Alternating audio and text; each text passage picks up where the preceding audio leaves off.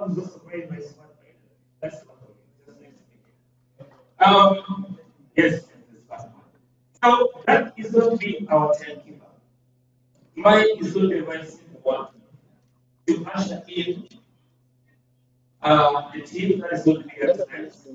We shall get to know the profiles one on one, and then eventually I'll hand them back to the moderators for us speaking. I would also ask that I quality team, we need to listen to them very, very attentively, and then when we get to the Q&A, you should be able to ask the question that's fitting for the day. Again, this is an event that does not know color, but we want issues tackled. It's not an event of jump on one another, no event of pointing a finger, but an event of reconciliation and getting to know what we want as a city. They will tell us what they have for us, we will make your judgments. Second, if when 2026 comes through, you know where to put your vote. We are all responsible citizens, and I know for sure that we want good services. So therefore, ladies and gentlemen, allow me actually our guests for tonight to take out their seats. They will all be majestically clapping one heart to you. Even if you want the African will say thank you, one heart to you. So I asked, I will call one of my team members, just to come to DJ Sam will be clapping one heart to you, and it's not there. Good evening.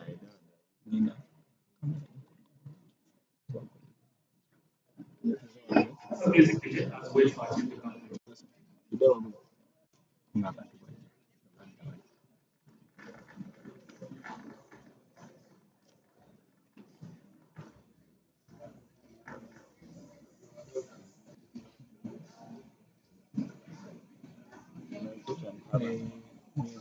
There we go, ladies and gentlemen, there we go. There we go. Let's give them a round of applause, ladies and gentlemen. That's the team. I like the brotherhood. I can walk with you. We shall walk together. Oh yes, there we are. Hey, the office. Thank you very much. Thank you very much. All right, and the team is still coming through as well. The front as a team like this, okay, successful. The new one, but they get to in our city. There we are. Let's give it a round of applause, ladies and gentlemen. Thank you very much. Thank you very much. There we are. Now taking on the seats. Oh yes. There we are. Let's give them a round of applause, ladies and gentlemen. There we are again. And the two tunes each and all. Let the young boy and people in today. You work the people, and then I will you work the people and I read a bit of your background. And then is that okay? Okay, is that okay? Okay. The first person that we're going to do introduction is one a people Simon Peter in Dwayne. One a people Simon Peter in Dwayne. This is different. Get ready in the house. I will take you quickly through his profile, his educational background. The first class degree of public administration and management from the United States University. Diploma in science technology requires in chemistry by fellowship of Tamil University. Certificates in management from the Ghana Government Institute. Experience. Africa and notably Uganda, Uganda, Ruar's Limited, UKI Uganda Limited in Rwanda, Benarasa in Chicago, in Burundi, looking SPIs, Burundi, Bunywa, Mura, in Southern Sudan, capacity building for public servant. Ladies and gentlemen, that is a little Simon Peter and very head.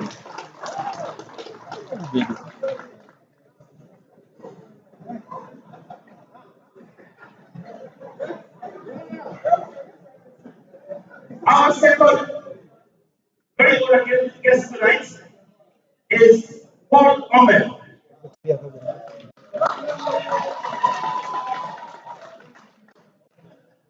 Current position, division player, Soroti East Division. Is a Ghana fully. He has some capabilities. A village called Motoka Village, again of Parish, at Sub County. Early life and education. His education was Swahili Primary School, where he took leadership roles, including head boy and chairman of the Red Cross Club. He continued to college at Howard, completing senior 4 between 91 and 94. While in Texas College, he served as the deputy chairperson of the Students' Disciplinary Committee. He later joined Central Academy, now Central Secondary School, for senior 5, 95 to 96. Though he studied for the survey studies in the region. Omer holds a certificate in human resource management and maturity certificates, political career and leadership. He has built a long and developed political career and also known for never losing any election since he joined elective politics. 2021 to 2001 to 2006, Soroti Municipal Council. Elected councillor represented for a peaceful ward in Soroti Municipal Council. Elected speaker of Soroti Municipal Council. Served as secretary for Apart Speakers for the government. Recognized as one of the founders of the Apart Speakers Forum. 2006 to 2015, Soroti East Division. Served as the local council as provincial council for Soroti East Division for 10 consecutive years. 2016 to 2020, Soroti Municipality. Elected mayor of Soroti Municipality, served until the municipality attained city status. 2021, Soroti City became the first mayor of Soroti City in 2021. Serving for 1 year. 2021 to present, Soroti City East Division currently serving as a division mayor. Soroti City Division. Ladies and gentlemen, round of applause.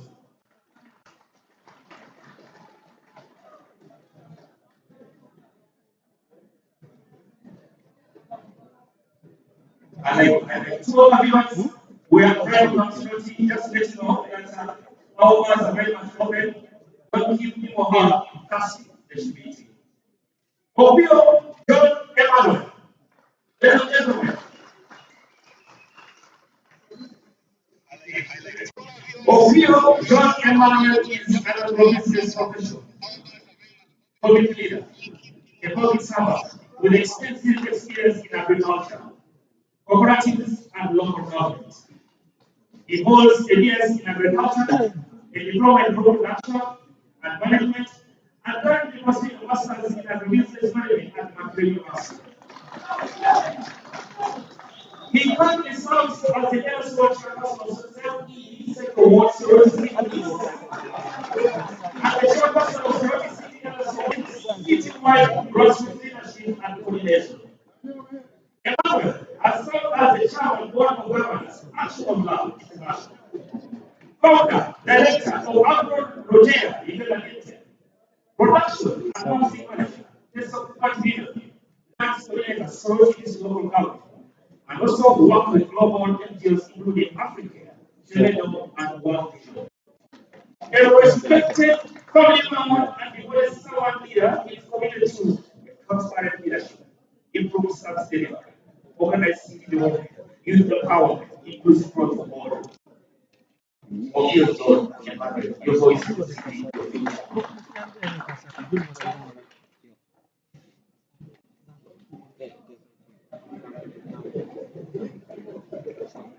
Ladies and gentlemen, tonight, the last two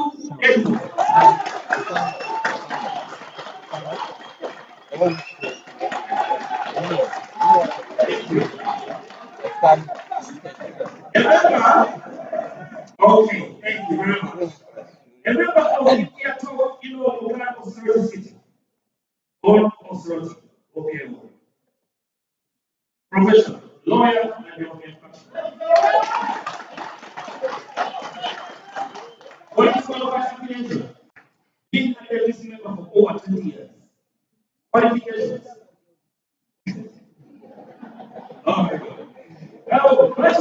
Outlaws of Mackay University. Bachelor of Community Studies of Mackay University. You went to Monash Leadership Academy, Wings 11, St. Peter's Minor Seminary, Canada, and Teaching for Otatai Primary School and other private schools for primary education. Experience. Start with Soroti City and Board as a board member. Work with Mackay University School of Law, public interest, as legal assistant.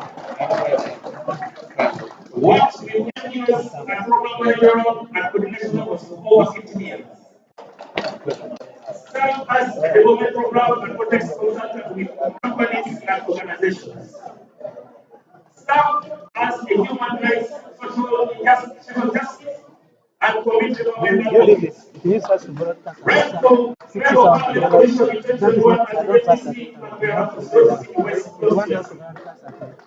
His current mission, ladies and gentlemen, a candidate for city mayor of Soroti City manifesto summarized into court. Elimination of corruption from Soroti City. Creation of order. Okay. Creation of order within Soroti City. Acceleration of equitable infrastructural development across the city. Empowerment for the people across different social and derivative groups so that the man will have.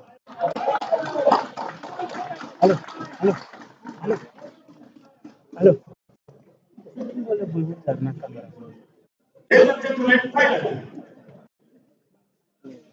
Engineer Kesulu Francis Owoli,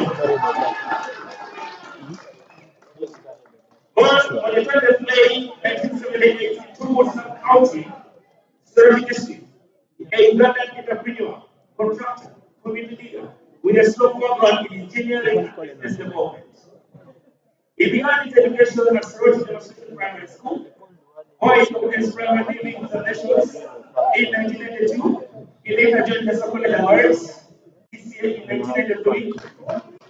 And started for the University of Education in 1996. For university of studies attended Toronto College, and thereafter proceeded to Kampala Polytechnic, where he pursued engineering. With a career spanning business, construction, and leadership, as Francis is currently an established businessman and a contractor. He plays significant roles in various professional and business cycles, including Chairman Soroti Trade Association, National Secretary of Publicity, Uganda National Trade Association Alliance, Chairman, Entrepreneurs League, Soroti City, member, Uganda Institute of Professional Engineers. Known for his commitment to entrepreneurship and community development, he continues to contribute to economic advancement and professional excellence in the city and beyond. Somebody check the camera, the output is not good. Dedicated to work his family and community. The output is not good. Ladies and gentlemen, those are our partners for tonight. Can we give them a round of applause one more time?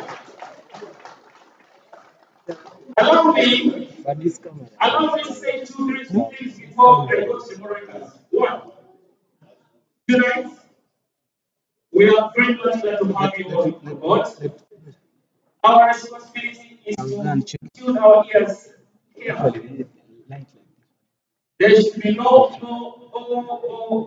the ambulance word we live in the last 10 years. Today, it must be an informed decision.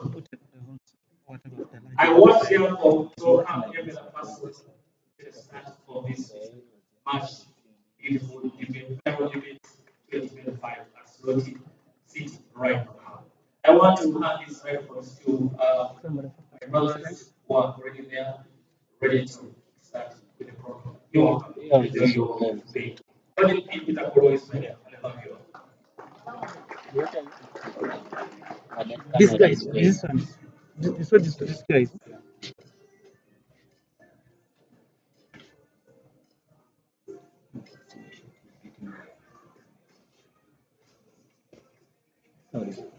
Yeah.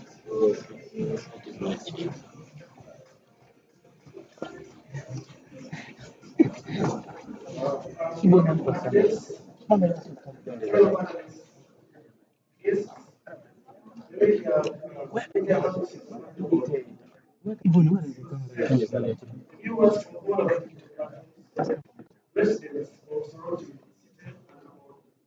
ladies and gentlemen, it's allow me to take this honor to pronounce our unity and the coexistence as a comprehensive family of the media fraternity of Soroti.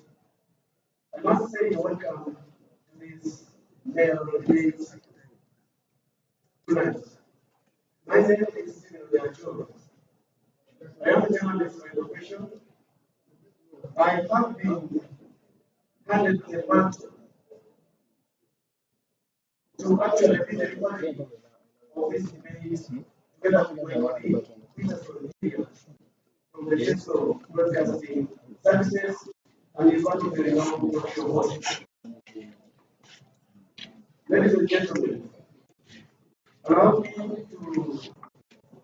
thank so much the management of my program for playing a key role in working hand in hand with the media to ensure that they come through. I must say, both the management of the Rhino Hotel. I also would like to recognize the media colleagues who are available here, who have actually labored to ensure that this day is made possible. The test of Writings Online as the main organizers, the Test of News Network as an online platform, who have also played a key role to play the behind the scene arrangements to ensure that we are here. Emuria TV, headed by Sabo, they are here with us. And as we speak, we are being followed online by the audience outside. The last is one of the national broadcasting services, Kyoga Americans Radio, the Patriots Online, and so many others who are actually working together with us, those that are tapping from Kampala, and those that are in the United Arab Emirates, to ensure that even out from outside Uganda are given an opportunity to follow this debate. I must say, we are fully followed by thousands of the audience and the voters outside. Ladies and gentlemen, welcome to the Soroti World Debate. A platform designed to promote transparency, accountability, and the issue-based leadership as we head towards the forthcoming elections. Soroti City is an important turning point, balancing rapid growth with the right challenges, as we all know. So tonight, the discussion will be called will help shape the future of this beautiful and vibrant city. However, we are that the theme of this debate is building a modern and inclusive Soroti city. Our goal, therefore, is to give voters a clear, truthful, and constructive insight into the plans and abilities of those seeking to build Soroti city. The five chairs, the five people, and the five different ideas that have been brought together. They are here. Thank you, ladies and gentlemen. My name is Peter Soroti. Yes, co-moderator in this debate. I want to thank all the friends behind the debate. As I stated, Soroti City is growing as per the population results. It's the 2024 census. And when the city grows, events like this are very important. And the media fraternity took it wise that we start the mayoral debate in honor of the city that is growing in regional city. And it's an important one. So thank you so much. As a city, we have at our city, we know a lot of institutions, media houses, and the state itself. This is an opportunity for all stakeholders to partake. But But thank you so much. And for now, let's get to the rules before we get rolling. Thank you very much, Peterson. As we are going to follow the debate rules, and first of all, He has one just of the hit me with first that roll. is the candidates are expected to be respectful of one another, not abusive language, neither defamatory nor personal attacks. The second one, the issue of time is key in this debate. So each candidate is going to be awarded the first 4 minutes for self-introduction that we shall be able to, and then after we give you the time to respond to questions to spend only 2 minutes, unless the time has been interrupted by unavoidable circumstances. Responses to questions, we expect you, just as the panel said, to use the modest language as possible. Not interruptions from other The candidates. microphone for You these will have to wait speakers, can you make it a bit loud? until There's a maybe problem we there. to Make it a respond. bit loud, a little bit, eh? Evidence-based claims is going to be fine. Avoiding the criticisms of one another. So we expect you, when you're giving your examples, when you're giving your explanations, keep us locked into the evidences. The audience, oral, the decorum, those shouting, the supporters, cheering is necessary. Cheering is necessary, but we try as much as possible to order so that we try to save time and allow candidates the opportunity to express their views openly. Moderation and authorities are going to be on the table of the moderator. That is going to be fair. We shall be fair and impartial.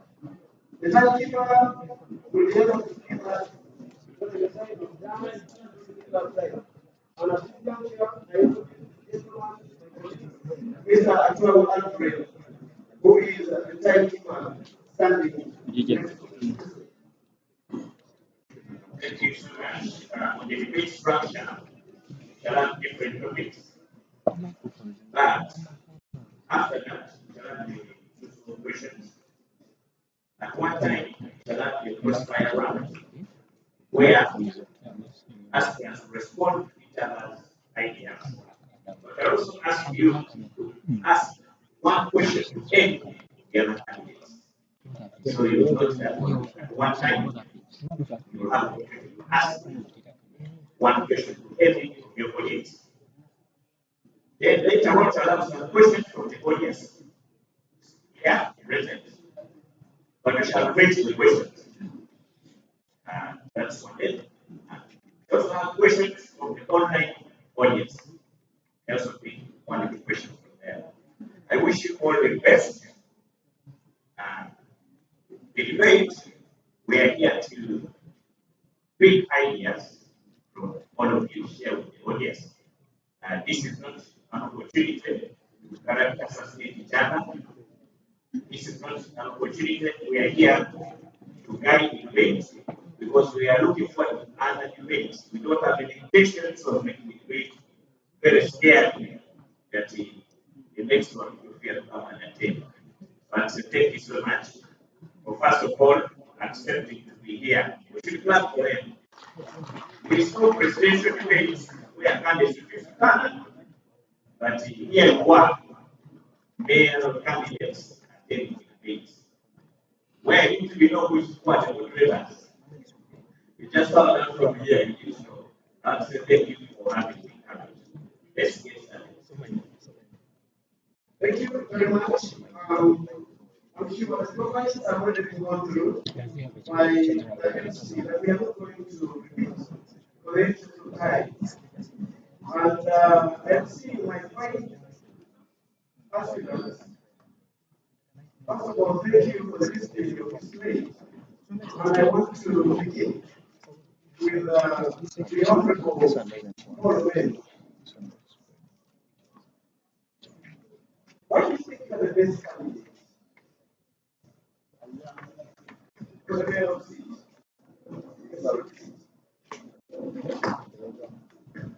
What is that you think? The starting problem you are seeing makes you feel you can be the best person in this room.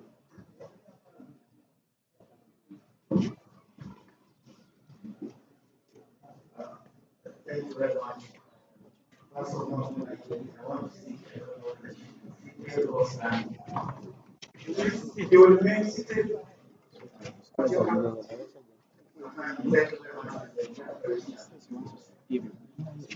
Yeah.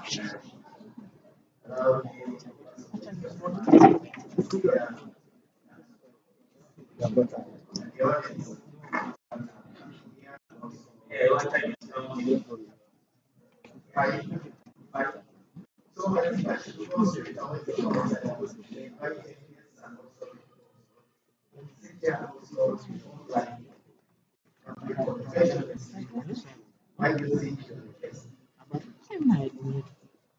Based on my performance, yes, and based on my experience, that I want. Right, he was the first mayor who received the station.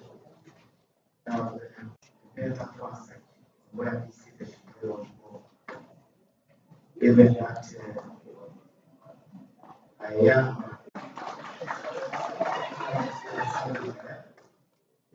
of the division, and I am seeing the challenges that the city is facing because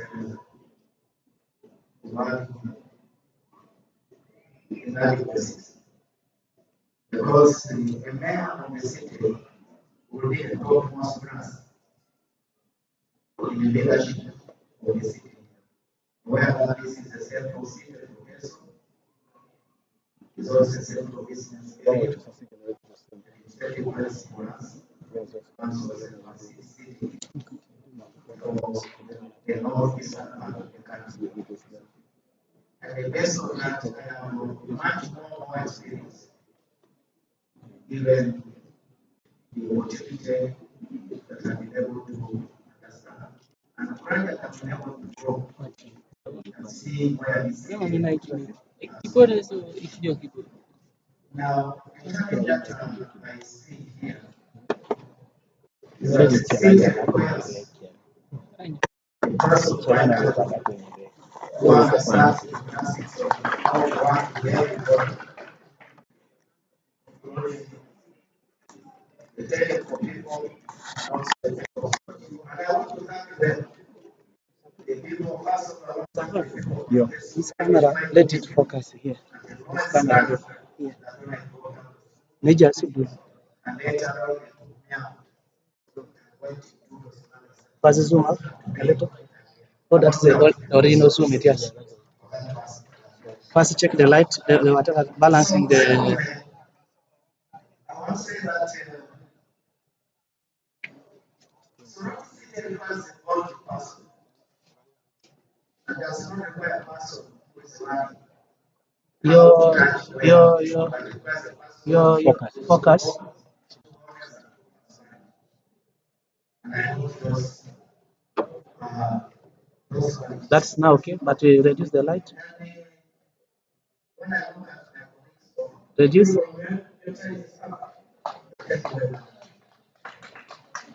Your light is still high.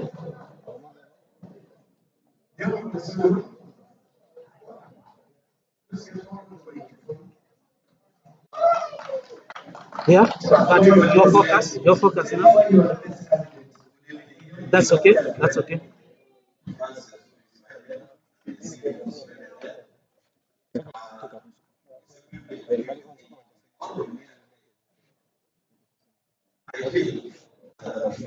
Hmm?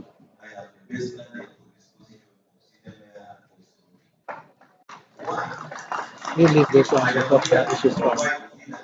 You leave this to talk.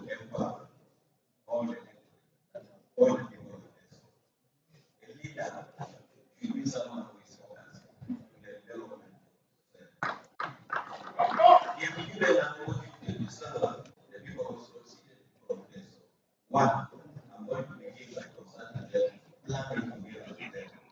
We have people, we have the language, and we have so people of them planning. And that's why challenges in terms of which microphone? I have a long mic. that I'm going to address the people of Yeso is the outsourcing. Not everyone in Soroti has gone to school. We still have land, and we need to develop this land. We have our house. What are we going to do with this? We are going to improve on this to have production wells where we can provide source irrigation as we produce some products. For example, we import even tomatoes, onions, Can it be plugged to that machine? So you want to take direct to so the best is how we use this land for the betterment of our economies.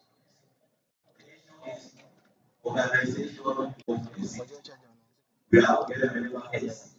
We cannot do it along with the people.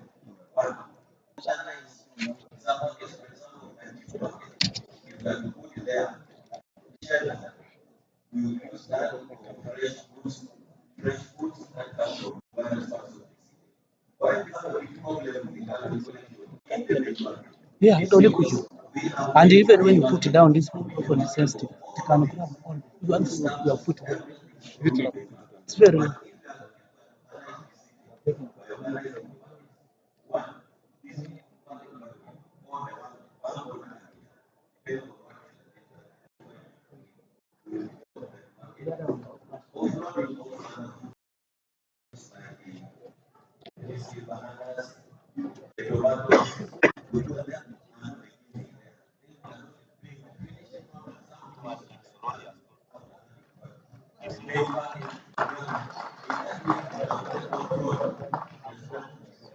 Thank you very much.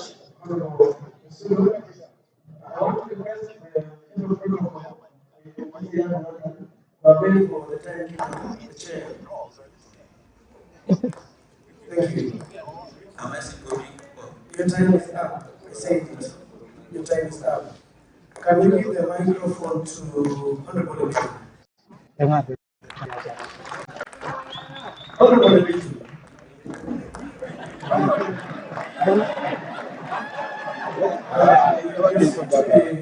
You seem to be very prepared, and we thank you so much for the confidence you're showing to the viewers and the people who are here.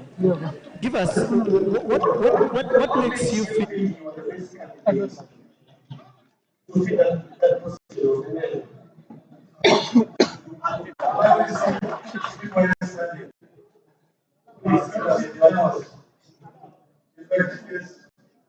For his significance, I'm honored to stand before you as a candidate for senior man. But I feel I am the most competent candidate for this position. I have carried out strengths, weaknesses, and opportunities and threats in this city. I've also carried out opportunities, that is, potential opportunities, challenges, and issues that surround this city. Now, this city is what is now 5 years old. In 1969, the population of this city was 12,000 people. 2024, it was 49,000. Today, it is 130,000 people in this city. The city is sitting now on 238 square kilometers. In Western municipality, it was starting on 17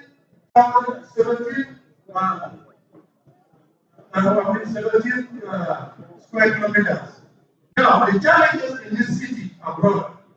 If you look at the demography of this city, the city has 24% of the people between 0 to 17 years.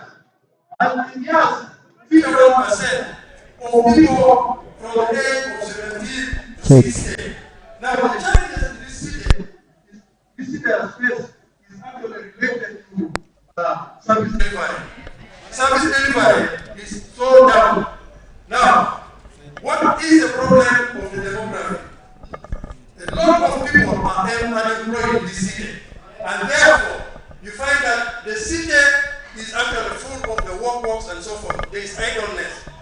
is lack of job creation. So I stand on the pillar of job creation. I stand on the pillar of job creation. And when we create jobs in this city and attract investments, my first priority will be to clean this city as a marketeer of the city and the chief office of this city to make sure that this city brings in investors. The investors will create jobs, and the jobs, the city will also collect revenue. The city has dipped from 5 billion shillings when it was a municipality to 2 billion shillings. Now, what is the problem? So there are problems that are in this city that can only be solved by a man of experience, a man of integrity, and a solid man like me who has understood the problems of this city, from job creation, revenue generation. I want also to tell the members here that when I returned from Burundi, I came for politics and I stood as a member of parliament of the West. Time is up. Yeah, and I was a member of Soroti and that cleaned that market, that actually caused the drainage channel to be open, and that organized the market. And you remember that Soroti is a pressure group that actually brought some change. So as a member, as a previous member there, I know the challenges. In engineering, they say, Time is up. Honorable Litu. thank you very much. Show your seat. Thank you very much. Thank you. Thank you very much. Members, I request that we be disciplined in a way that when I signal on time, let's respect it. Discipline is a key attitude of a good leader. I want to hand the microphone to Honorable Opio.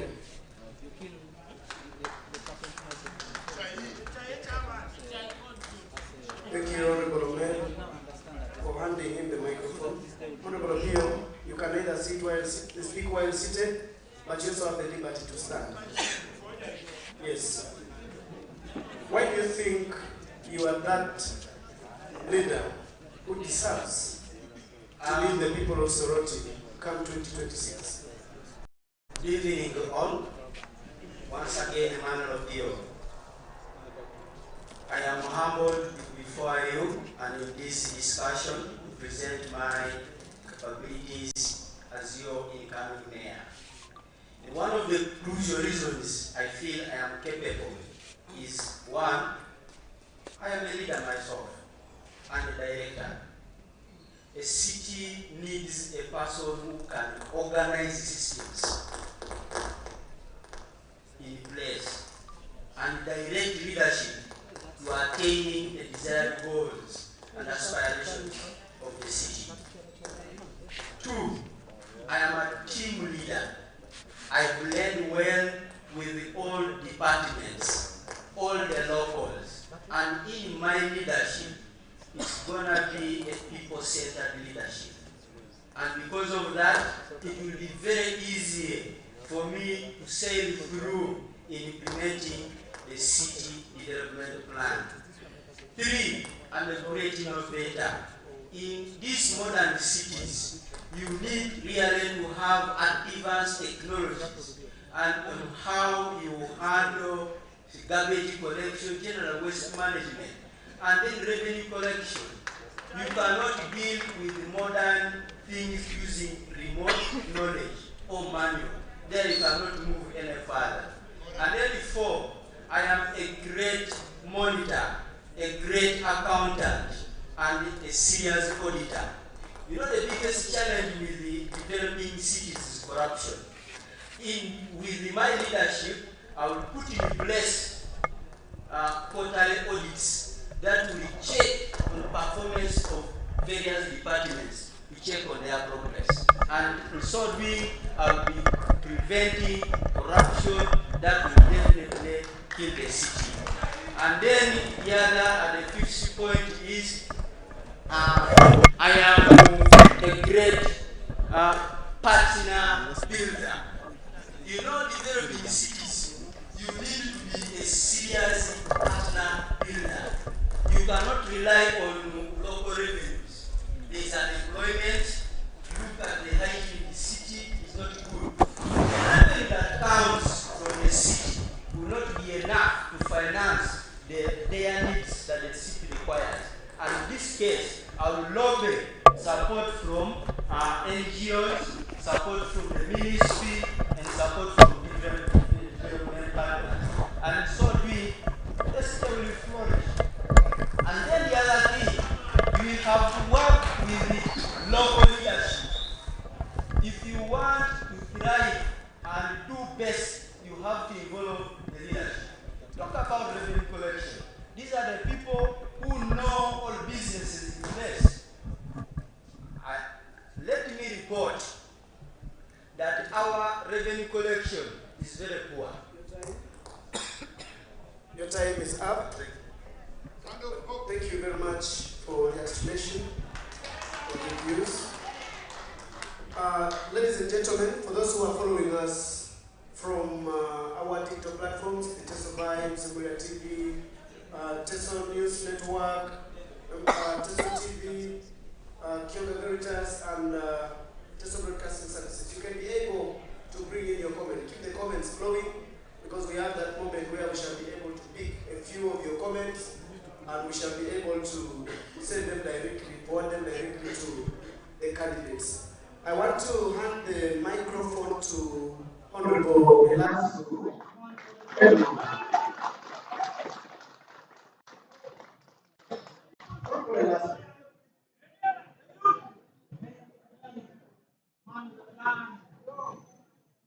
What do you think is to make the people of Soroti? What do you think you're the best candidate? Thank you very much for the opportunity to be here. And I will begin by extending my greetings to fellow panelists here at the front, members of the audience, and indeed our people following online across the country and the globe. This conversation on the surface may look like it is a casual arrangement, but I want to believe that we are making history, the history defining the future of Soroti. The question thrown to me is why I believe or why I think I am the better candidate or the better mayor to lead Soroti City. I will give 3 reasons for now. The first being that among those that are running for this mayoral position of Soroti City, I am the youngest, I am the most energetic, and the most exposed. It is scientific, and there is no need to debate about it. I am the youngest among them. If you say you need to run out and come back, I'll be the first to go and come back. So that means I have the energy. The city is still young. We need people who have the time and can go above beyond time to make sure that the future of the city is redefined. I will not stop running or struggling for the affairs of Soroti at 5 p.m. Maybe because I need to go and rest, or because I have issues with my board, so with my head. I have all the energy to lead the people of Soroti energy. The 2, my leadership will not be one based on company or trial and error. While our profiles are being run here, you may recall that professionally I am a development practitioner as well as a lawyer. A development practitioner is a person who is armed with the skills, with the knowledge, and with the experience necessary to advance developmental ideas or projects for a community. And therefore, that is one of the things I come with as a skill set to offer as my leadership package to the people of Soroti City. I will not be a gambler. I will bring leadership skills and development principles that are scientific and proven. And mine will not be something to play with or to gamble with. And the last, because I said I'll give 3, is that when we look at the needs and the challenges of Soroti City, they are a result of failure of leadership. And therefore, I will end it as a question. If our challenges as Soroti City are old, they are not challenges of 5 years or 3 years, they are challenges of 15 to 20 years ago. And the question I ask you, our members of the audience today, is that if the challenges and the problems of Soroti City are old, and they are being sustained by some of the leaders that are old in the system. What miracle do we expect from the old leaders who have been part of the old district, who have been part of the problem? What miracle are they going to perform? Your time. I thank you. Thank you. Thank you very much.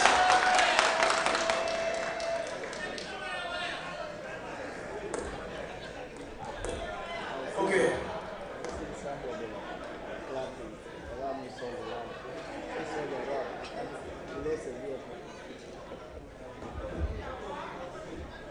Thank you so much. We're getting to the second question, and this set I will somehow interrogate. When I ask a question, I interrogate, feel free to respond. I'll start with the Paul Mayor, Soroti State East. You on record to have made it clear that Soroti City loses a lot of money in collection of local revenue.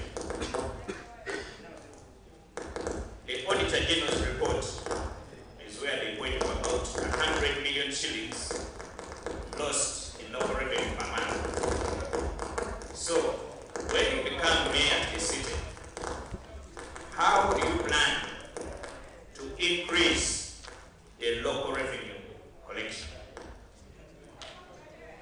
First of all, I want to say that I'm an advocate of good governance, because I'm seated right away now in the office I built with the local revenue,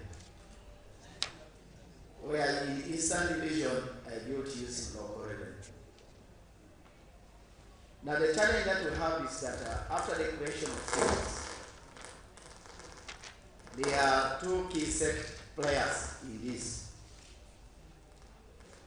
Procurement is being done at the top of the city where I want to go. The divisions don't have control over procurement matters. And that is why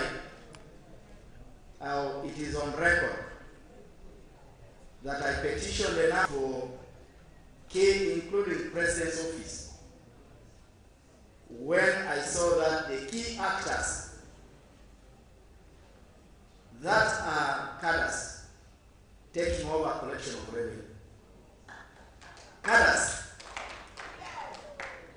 And these cadres that is reported, it's just that is a piecemeal.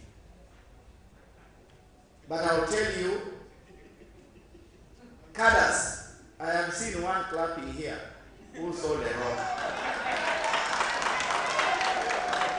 He sold a road and he lost the. Just a moment. Just a moment. Just a moment. I'm sorry to interrupt. Let's be specific. Which cadres? Let's be specific. You see, you can. I will point out one. The abattoir. The abattoir was given to a candidate who is not a candidate.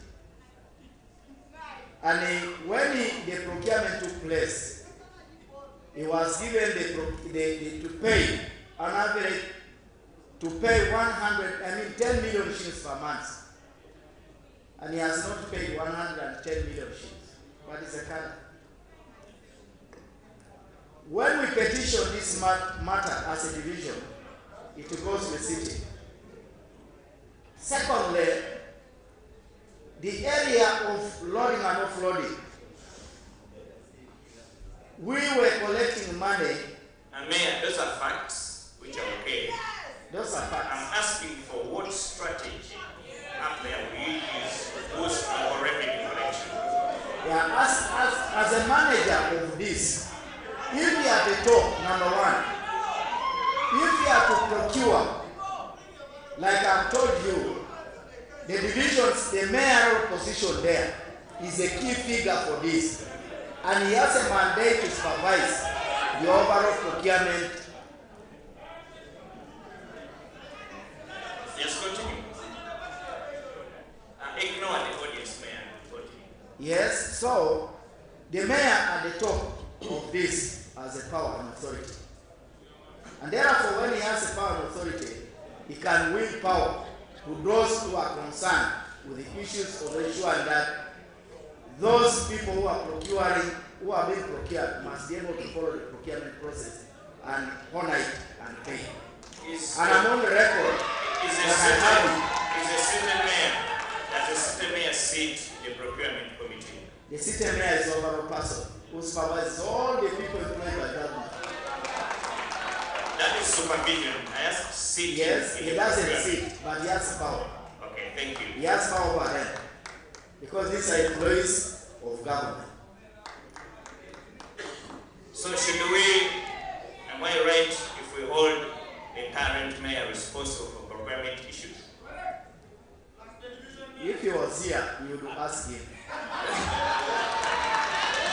Okay, thank you. Let me get to Council Emuria. This is your question. The Integrated Revenue Administration System, IRAS, is what is being used currently to collect local revenue. And the city has been struggling to raise revenue. As we speak, there is some slight improvement. Why do you think, even with IRAS, still there are issues in collecting local revenue? And when you become the mayor, how do you plan to improve local revenue with that system in place? Thank you very much. To begin with, as a response to your question, and without using too many words, the problem is corruption. We shall not babysit it. The fact is that the city is not struggling to collect revenue. The business community do everything possible to make these payments. But the problem is that there is a gang of mafia, a marriage of convenience between the political and the technical people who decide to use this money, spend it, or appropriate it before it is uploaded to the system. We were born and raised in this city, Soroti, and there is history to that effect. And one of the things I feel need to be done is to overhaul the system. In fact, members of the public are active players in this journey because we need to win off all the politicians who are in the system because they are part of the problem. Can you tell us, we'll talk about overhauling the system. Which system? Because IRAS, you can't overhaul that system to the government system here and there. That is true. But you see, the system is not robotic. There are processes of improving and giving feedback. And actually, the political heads are expected to give feedback to the central government, including proposing adjustments. But to me as a person, as an observer, it is not a problem of the system. It is the problem is the people who are supposed to support the system. And I've already mentioned the technical people and the politicians. Because everything is done by the business community to collect this money. In fact, people make these payments. Supermarkets go ahead and do their meet their obligations. The schools, the shops, business community generally go above and beyond the tax and the call of duty to do their part. But you find that, for example, a business community, or if a member is running a shop, and maybe they have certain areas they're supposed to contribute to the system, the politicians work with the technical people to invent the system, and they come to these people, giving them threats and challenging them to not use the system, but to hand over these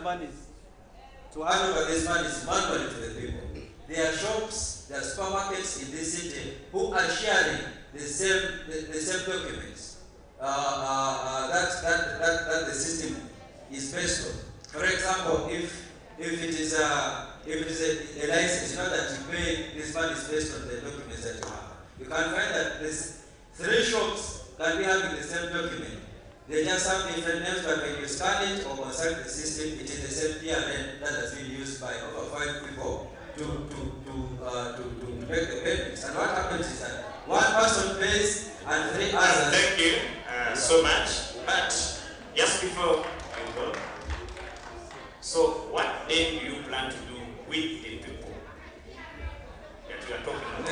The solution, yes, that's what we're looking the for. solution is on being strict with supervision and following the law in as far as enforcement is concerned. Because the challenge is enforcement. Thank you. Yes, sir. Let's get to Simon Peter.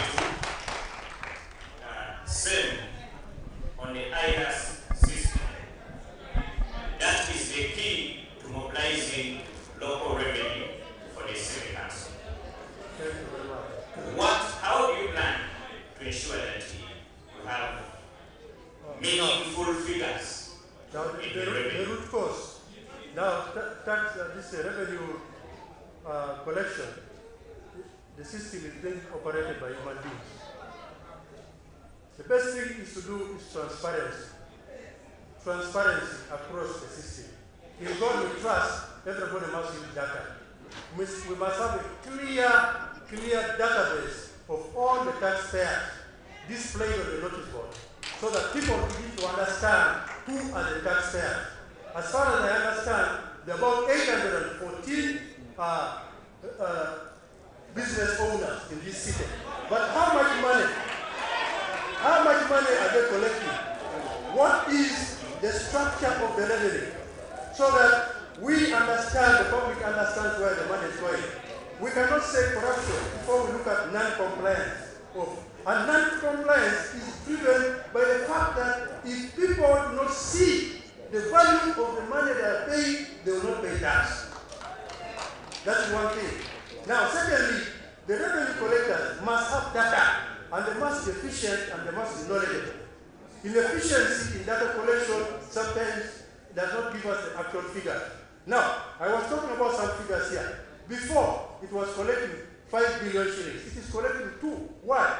In manufacturing, we say there is a hole in the production system. There is a hole, and we shall have to look for that hole where it is by engaging stakeholders and ensuring that we have performance scorecards in every division. And revenue must be collected by the division and supervised by the mayor's office, the central mayor, the Lord Mayor. If the Lord Mayor is involved, the Lord Mayor's office is involved in collecting taxes, then who will check the division? So there must be checks and balances to ensure that we are collecting the taxes that we're supposed to collect. Actually, it is said that Soroti must be collecting revenue of 15 billion. Now, where is the 15 billion? Checks and balances are what I'm asking for exactly. Yeah, checks and balances. Yes, what is that you're telling us exactly? Yeah, the checks and balances are operating systems. Now, the structure of collecting taxes, first of all, we must understand how much tax are we supposed to collect, from who?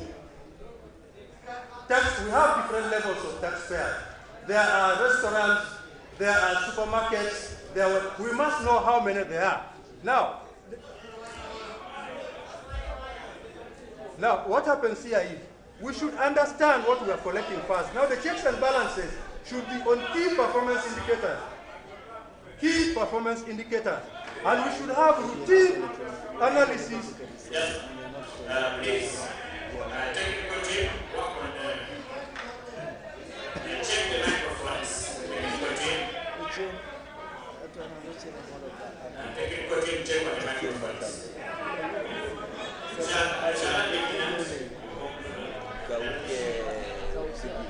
What is the technical team? Someone check on the microphones, please.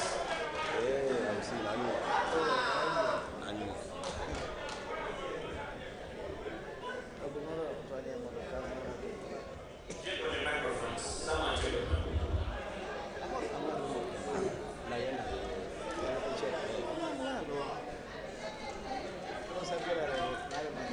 Is it fine now? Okay, yes. I am saying the divisions are responsible for collecting taxes. Now, the checks and the balances are in wrong play. Who is playing what role? If the divisions are collecting, who is auditing? Who is finding out how much if they are collecting taxes efficiently? Another thing is that we must display revenue generation or revenue centers in every notice board so that people understand. Secondly, there should be routine audits. Audit, because without audit, you cannot understand when you are quarterly audits. And Baraza also to help inform the public of how far we are moving with the revenue generation. Now, this is, corruption is an ethical issue. It's an ethical issue. You cannot talk about eradicating malaria without talking about the mosquito. Now, we have to understand what the cost is. And I cannot say it all, but I've also understood a few things. So, this mosquito, what are the mosquitoes now here? Because of malaria. Thank you.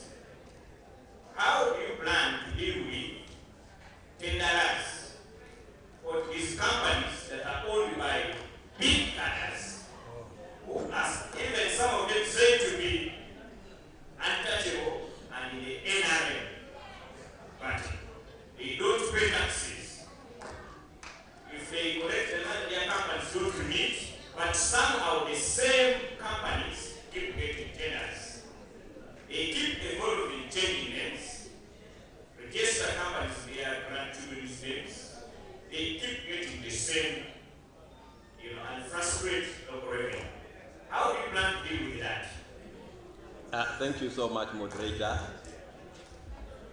There are two things that first of all we have to understand.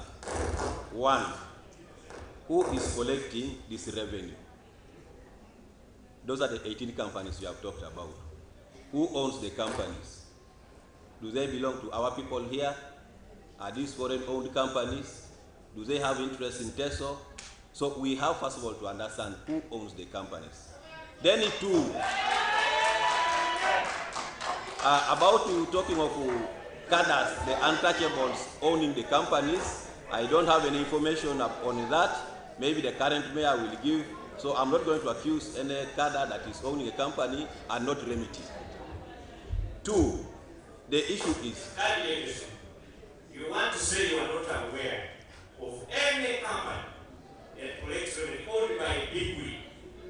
It's the task we are going to be being aware of the owners of the company, I must be having genuine and valid documents.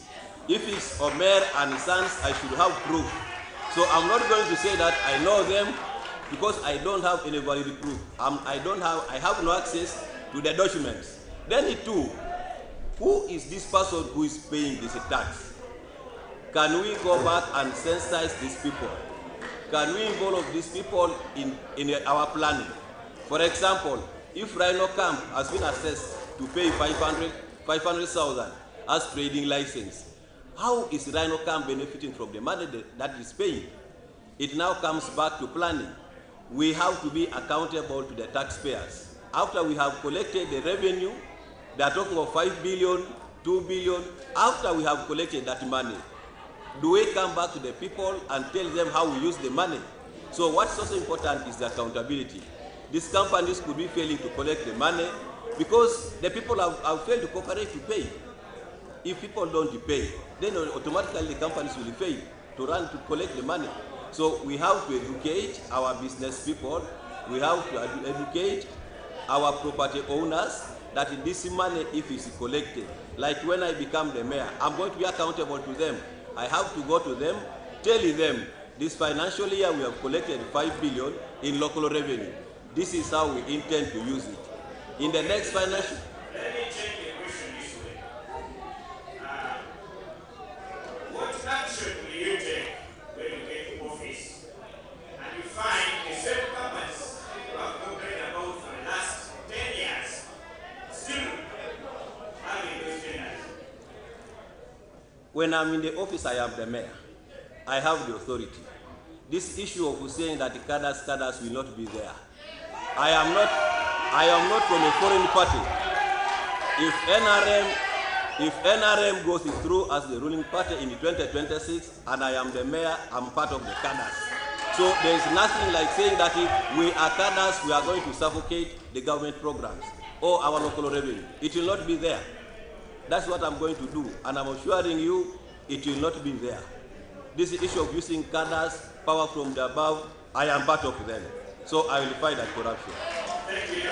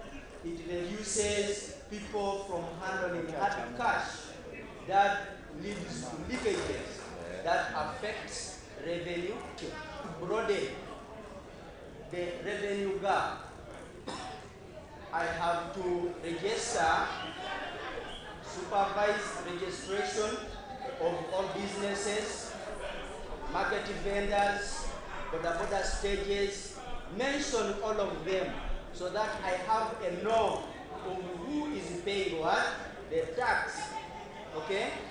And then the other thing is I have to empower. I wish if you revenue correction team, these people need to be trained on customer care and management. The majority of these revenue tax collectors are taxpayers, and in so doing, they miss out from paying the resources. So once we build the capacity of the personnel, we are sure that they will do what? They will get money from taxpayers. Okay, let me tell you. Then we have to do not all people who skip pay that 25. They know all small kiosks operating in town that are not paying what? Revenue. Determines what comes back. So I have to involve the local leadership. And then the other thing is zero tolerance to corruption. As a mayor, whether you are who, I will not entertain corruption. Because you have to engage with these powerful taxpayers who have refused to pay for so many years. Okay, just like I put it right, I need to understand who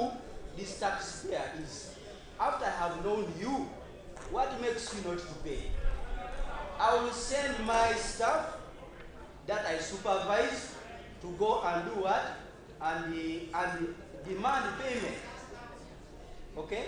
And then the other thing, which is very crucial, is the setting the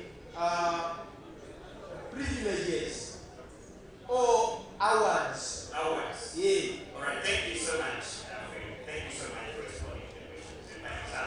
I hand it over to Stephen. Thank you very much for that round. We still continue with our debate, and for those following us from our digital platforms, we ask you to continue sending in your comments. We are in touch with you and we are going through every comment, and that later we shall pick a few of them to deliver and to front to your candidates. But also those in the house, please, you will be able to be prepared in questions. You will be able to deliver to us so that you will be given an opportunity to later ask your candidates the questions directly. I want to go on to the issue of the infrastructure and urban planning.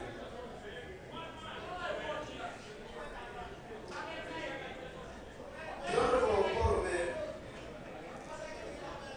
the roads in many wards of Soroti City are still in poor conditions, and this is not agreeable. How will we improve the road network and ensure the maintenance of roads in the city? When you are the mayor, yes, Honorable Borome. Yeah, on record, all monies for capital development now is at the city level.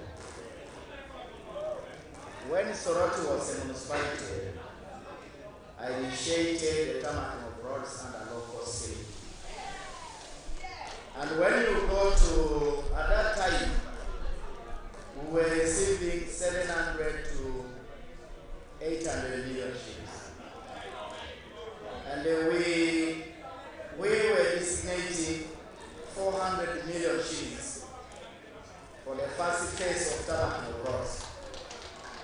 And roads, we hear you will get the roads, you will come to Morapesu, the local city.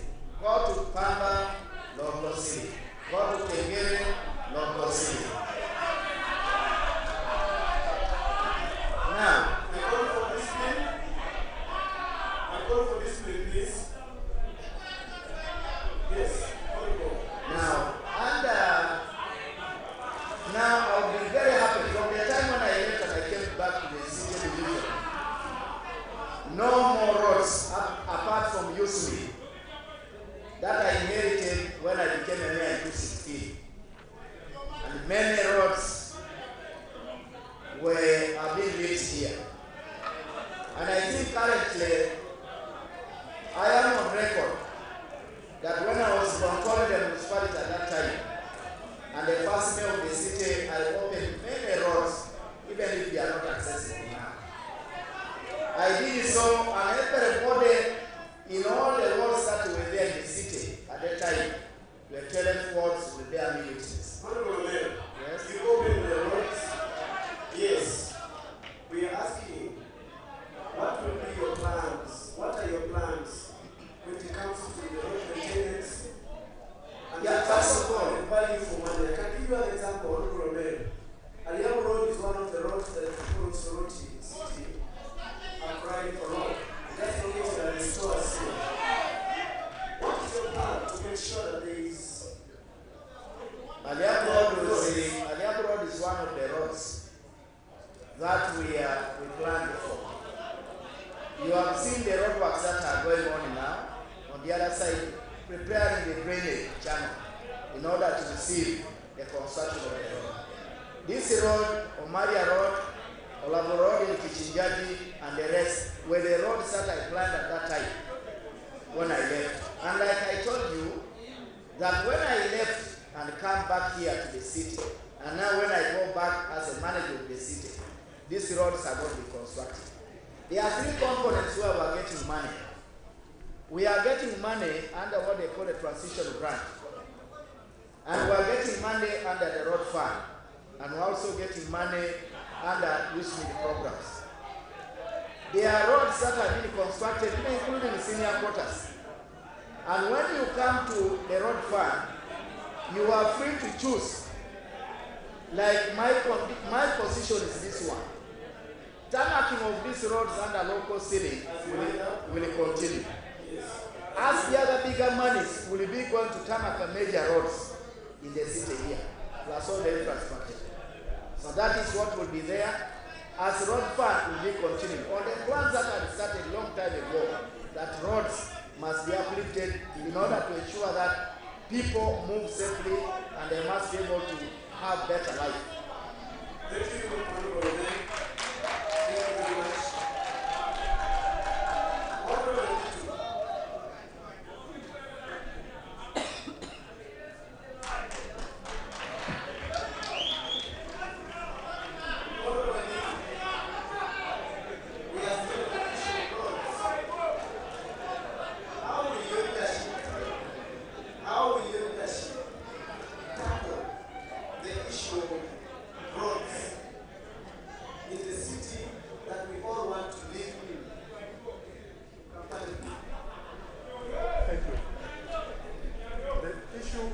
Infrastructural development is a pertinent issue.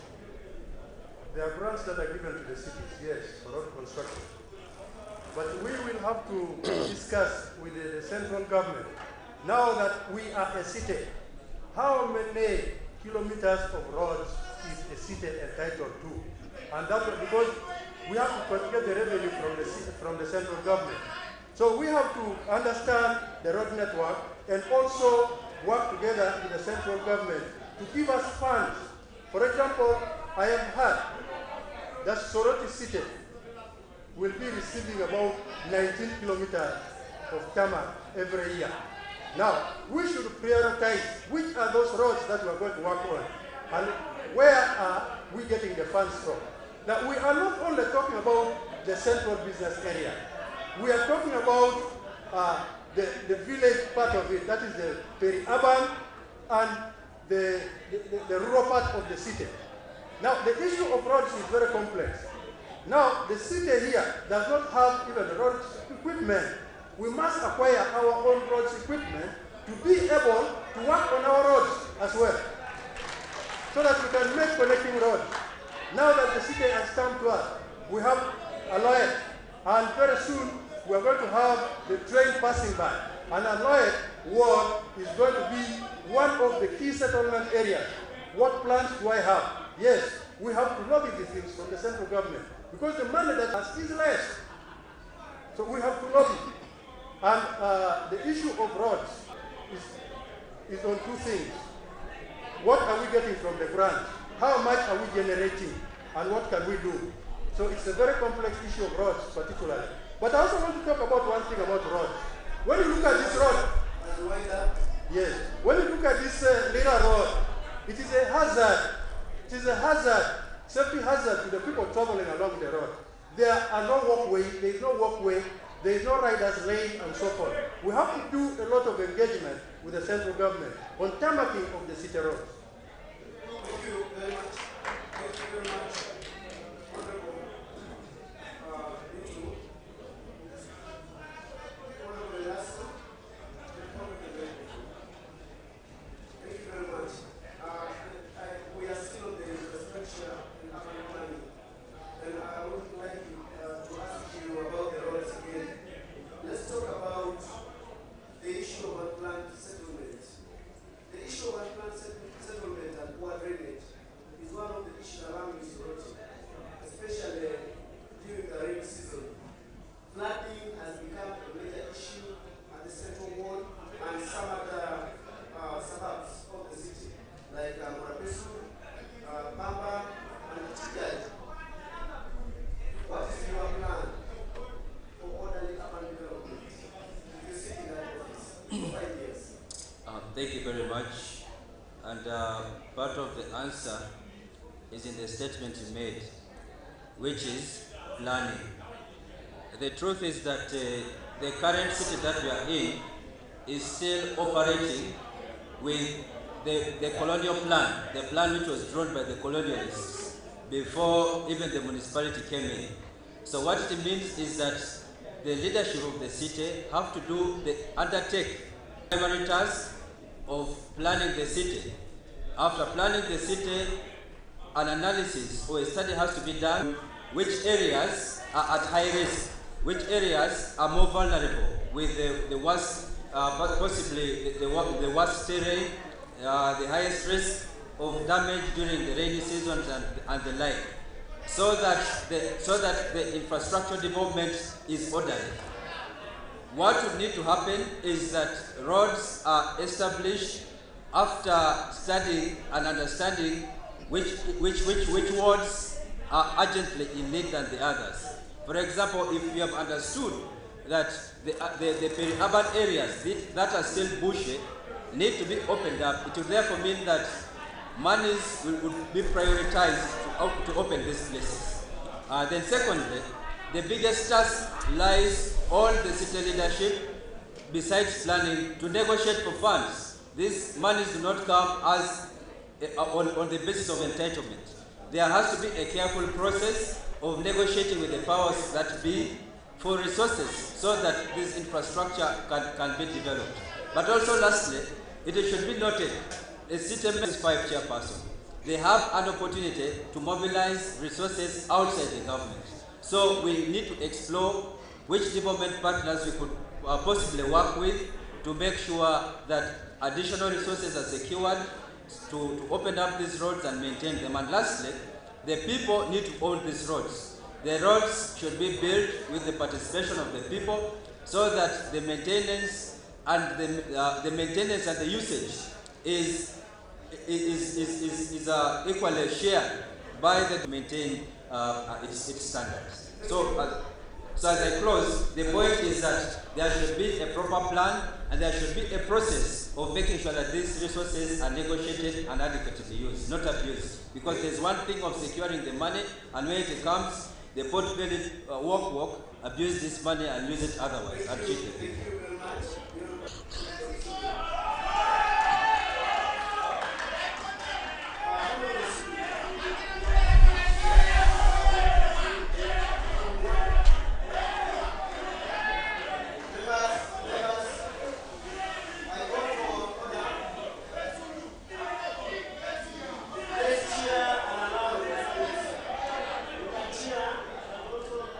Security.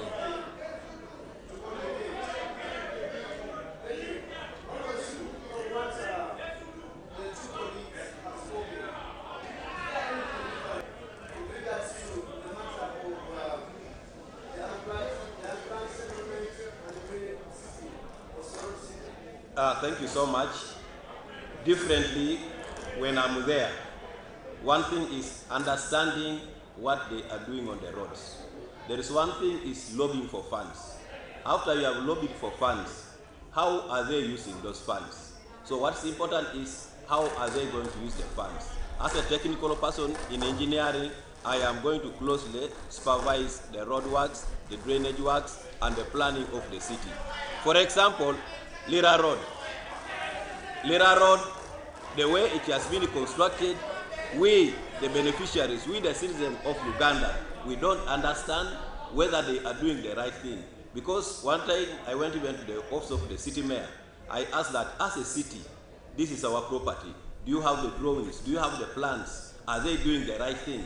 Unfortunately, they did not have. So how do you supervise what you don't know? So where do you think Soroti City should have been by now? In terms of the drainage, in terms of order in the city? The fact we would have been very far, and the far we can say, maybe at 90%, because I don't want to say we would be at 90%. I don't want to say that we are 90% because I don't have access to all the funds collected and sent to the city. I don't have all the access. to all the documents, which shows that this road has been planned, this number of kilometers, and this. But if I'm put in that office, I will be in charge, I will be knowing all the figures, I will be having the drawings, and I will be having the plans. I will be knowing what material are they using for the draining, what material are they using for the roads. So that will be my responsibility. Besides just monitoring, I will be having an idea. If the road is a maram road, what is the thickness of the maram? That should be there, not just going to admire. Thank you very much. Thank you. Thank you very much for your submission. Please kindly give the microphone to Honorable Pio. Honorable Pio, the issue of garbage is one of the biggest problems that Soroti City is facing. And we have seen a number of the members of the community devastating in Murabesu market, Dandani market, Soroti market, and Nakatini market, and the garbage pile along these roads, all over the city surrounds, and at the center. What would be your last solution? What would be your last solution? A sustainable solution to ensure that there is sanity and cleanliness in our city. A city that receives everybody. Thank you so much, Mr. Moderator. Garbage collection is a serious challenge that Soroti City is facing. And me as an incoming mayor, I will promote modern but very organized waste management systems. What do I need here? I need to have enough trucks, lobby for enough trucks, lobby for enough wheel loaders, and lobby for enough bins, so that we stop wasting time. The current challenge we are facing, I know of only 2 trucks, of which one only is the one that is involved in removing garbage from the main market. And to me, I feel that should not be the case. We should squeeze resources to make sure we add on to the infrastructure to help garbage to be transported very fast. Secondly, I have a plan to compose the garbage and recycle the plastics. Soroti City will have a composting pit for both market and household refuse. That will result in production of manure. That manure can be sold to make money for the locals. Also employment for our local people. Leave alone that, we will work sure that I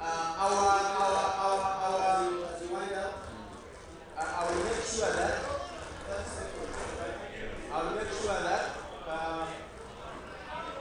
we formulate what they call garbage pickers association. These are people that will partner with maybe NGOs. They will move around to help sort garbage, collect garbage and take it to designated places before it is taken to the depositing site. Thank you very much, members and colleagues in the House. We have a lot of issues we need to address as far as our city, our local city is concerned. And I want a person to briefly take up the matters to do with policy. But as we wind up, I think we should also now go to the Q&A session. Thank you so much.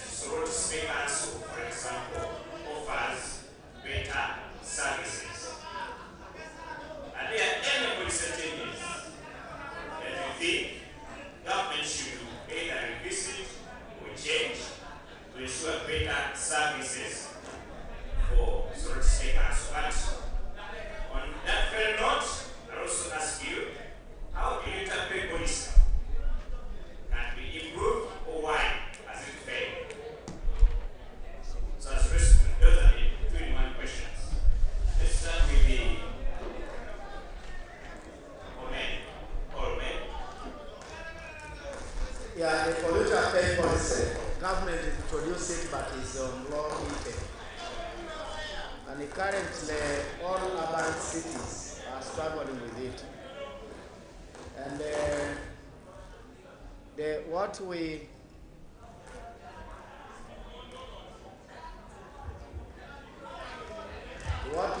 are dealing with now,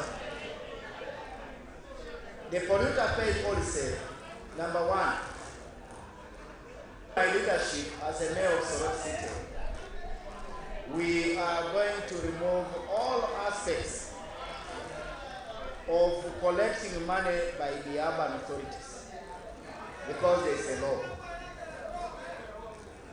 What we have seen as a challenge now is that all people who have not taken up the polluter pay policy seriously to pay, transport the garbage to the market. And therefore, we shall have a policy shift to go and meet communities and explain to them, like what I did some time back, that all skips must be removed from all the corridors. And today people are doing business in those corridors. So when we remove garbage skips all and go and meet communities and emphasize them about how everybody must be committed to remove side that this money must go back, be plowed for other activities, then the intake will be able to increase. Secondly,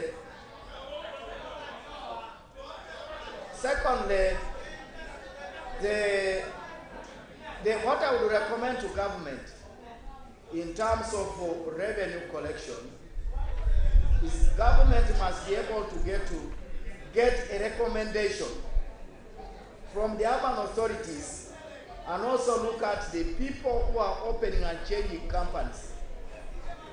Every day, in and out, when the company has been questioned, and you have recommended it for deregistration or blacklisting, somebody runs to open a new company.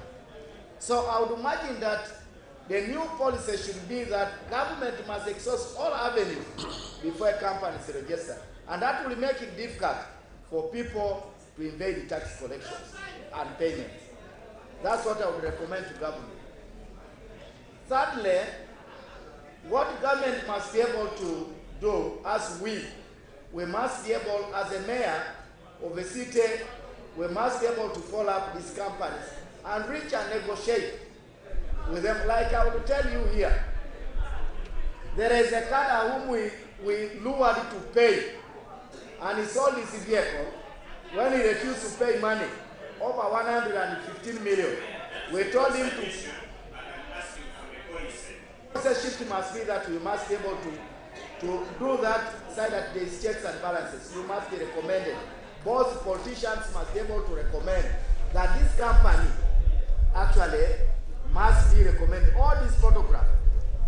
Right now what is happening, let me tell you, Peterson. What is... Yes. Changes in procurement issues. Thank you. Let me get to Francis Esudu.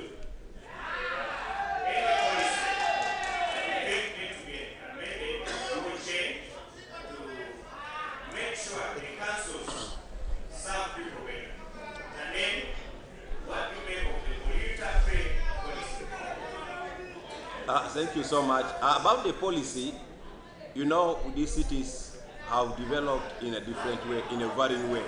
So we are not going to wait for government to bring a uniform policy. As a local government, as a mayor of the city, the council should be able to bring a policy which suits Soroti as a city. Because Soroti as a city has varying problems and challenges compared to other cities like Mbarara, Fort Portal, Bulu, and Lira.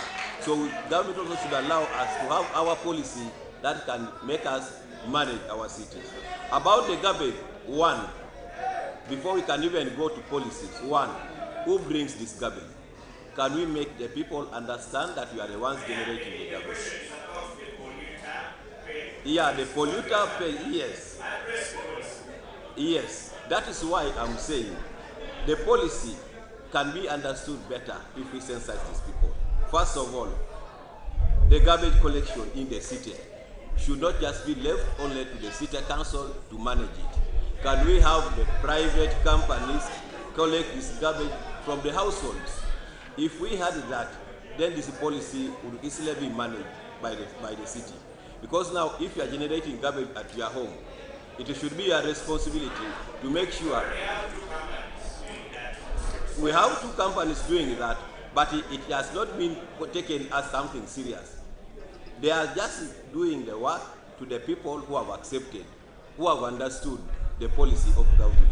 But these are some of the things that we should also have as council, make sure we educate and enforce. If you have a residence like this one, who collects your garbage? Where do they dump your garbage?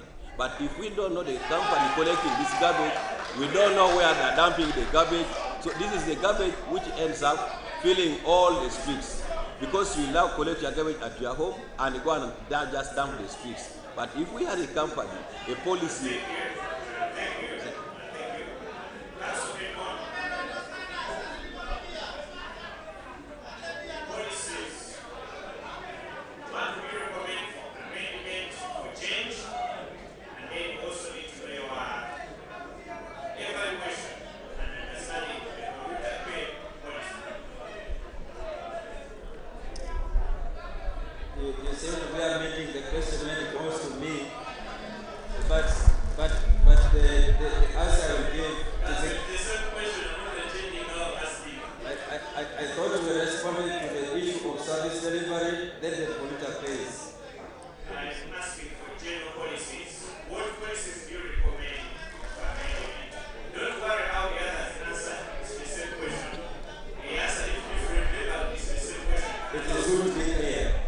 So to begin with the issue of the polluter pays policy, I think that whereas it is a good policy in itself, one of the challenges is on the follow-up and implementation. Because the council is too busy running around trying to do too many things and may not have the necessary time and the attention to implement this policy. So one of the recommendations I would make is that we decentralize its supervision and management, so that, for example, we engage the LOC1 chairpersons and the ward leaders to supervise some of these policies, because those are the people who live at the localities, know who are the abusers of the policy, and are better placed to follow up and enforce, or even where their breaches raise alarm. So decentralizing the supervisors and the implementers of the policy will go a long way to make sure that it's effective. Then secondly, on the issue of service delivery, I think the point has been made around how some of these companies become too big-headed that they are not willing to respect or meet their end of the bargain. I think that whereas political leaders complain, I needed to remind them that there is actually an opportunity and power placed among political leaders to make sure that some of these abuses are checked. Because being an LO65 chairperson or a city mayor, one of the roles you have to play is supervision of implementation of government projects and service delivery generally. So that, for example, if there are companies that are not delivering through PPDA laws, it is allowed for you to blacklist, that is one. But 3, cancel. If there is a running contract with a company that is not delivering, it is basic contract law. Before acceptance is made, there are terms and conditions. If you breach a condition, you don't have to wait until the end of the term for your contract to be stopped. I think the problem is lack of the opportunity or the power that the law has for leaders to utilize to check some of these people. As a lawyer, I'm better placed to explore some of these legal opportunities or legal remedies to apply head-on to some of these abuses. But also, there are people who are employed by the council to do service delivery. For example, through the service commission, the city recruits people. How then do we have the energy and time to recruit and very lazy at supervising them? By the same opportunity we have to hire them, we also have the opportunity to fire those that are not delivering to the expectation. It's about taking charge and taking leadership.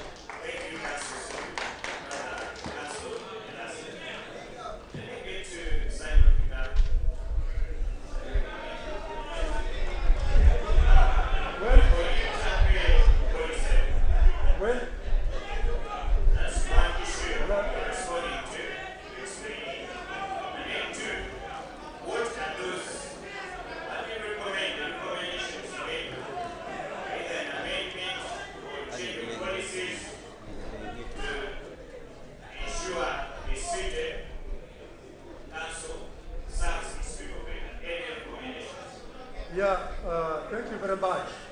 There's one thing about the polluter pay policy. Working in Rwanda for 6 years, they told us that Uganda is very good at developing policies, but very poor on implementation. The polluter pay policy in itself is a very good policy, designed very well, but the implementation here is a problem. When we formed the pressure group called Soroti at heart, we managed to do some level of cleaning of the city. We cleaned the main market, we cleaned even a cheap market and so forth. So which means the responsibility is on us, the leaders. Number two, about waste management. 51% of the waste in this town is considered organic. 11% is inorganic. But the 11% is causing more problems than the 51%. Now, we have to look at the polluter pay policy in a different way. In Jinja, there are 500 waste collectors. In this city here, we need the systems that operate. Number one is implementation. Two is enforcement in itself. Now, how do you implement this? We have to organize a system whereby we sensitize the users of waste or the depositors of waste. Waste is in itself, for us in manufacturing, they say there is no waste. The waste that we see as low density or LDPE can be used through innovation to make materials like pavers and so forth. So if we bring business into garbage collection, we shall make money. How now do you implement this policy better? That's the issue. There are two issues, implementation and enforcement. How do you implement it now? Implementation is that we have first to sensitize all people on the dangers of waste. Because you cannot implement something that people have not seen the danger of. Secondly, you have to take it down to the people, to the LC system. Another thing is that you have to ensure that you have people who pick the garbage, and they must be the right people. Because there are people who are contracted to pick garbage, but they're charging very high rates, and they're not going to certain places. For example, I live in this town. There is a lot of inefficiency in garbage collection. But when you go down right to Morapesu and so forth, people have dumped the garbage. And we have to ensure and teach people using the LC system. And every month, communities must be involved in cleaning their area. And Do you have any other policy that you have? yeah, one policy that I've seen that is constraining this city in job creation is the policy of Uganda Investment Authority being in charge of our industrial park. It has constrained us to attract investors. It has constrained us to enforce, because there are people with the lease offers there that have expired, but the city can do nothing. So the policy on management of industrial parks in Uganda must be changed to favor the local government to be in charge of that industrial park, so that we can attract investors in that place. Thank you. Thank you. Alfred, can I get that microphone? Emmanuel, Emmanuel. Yes. How do you look at the polluter pay policy? And how can it better serve the people of the city? And if you have any other policies you think government needs to change to enable the cities serve their people? Thank you so much for that great question. As a mayor, a polluter pay policy is a wonderful policy for me because it helps deal with the stubborn city polluters in a sense that once properly understood and implemented, will have a very clean city. A commuter pay policy is a policy that charges anybody who is found discharging or throwing garbage unnecessarily. Now, for it to effectively work or perform its duties, we need to do serious sensitization of communities. Let people be aware that we need to live in a clean environment. And let them be aware that for this to happen, we need to enforce.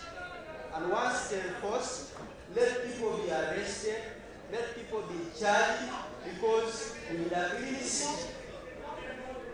Now, the only challenge I see with this commuter policy and commuter pay policy is that it is proposing high charges on the suspects of criminals.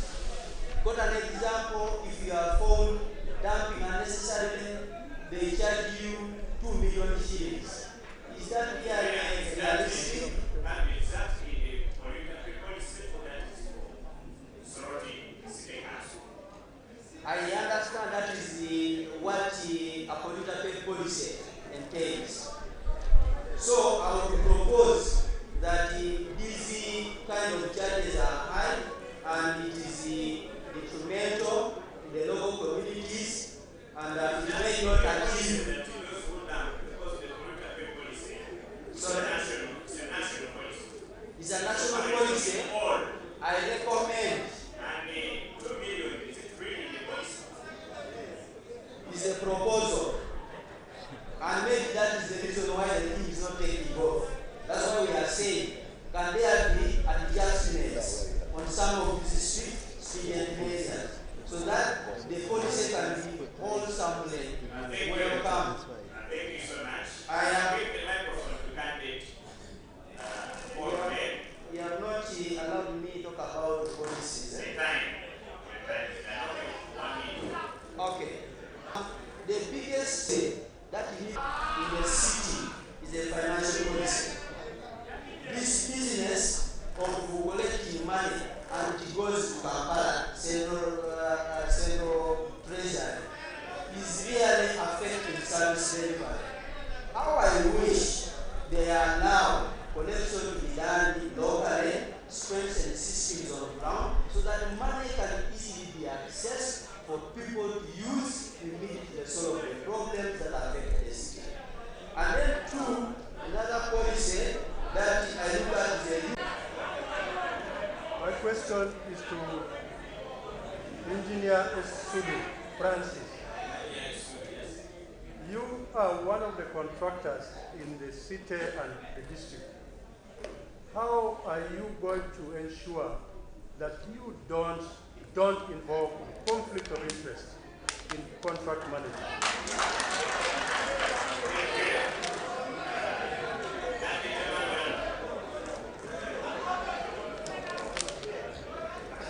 Papa Mayor, with due respect, Papa Mayor, Honorable, you have been in a position of authority for over 2 decades. Now my question is, which new strategies do you have in place that you want to lay down on the table today that should be implemented to resolve the challenges that affect Soroti City? Even now as we talk, these challenges are still existing that you have not yet implemented. And then my last question. One question, please.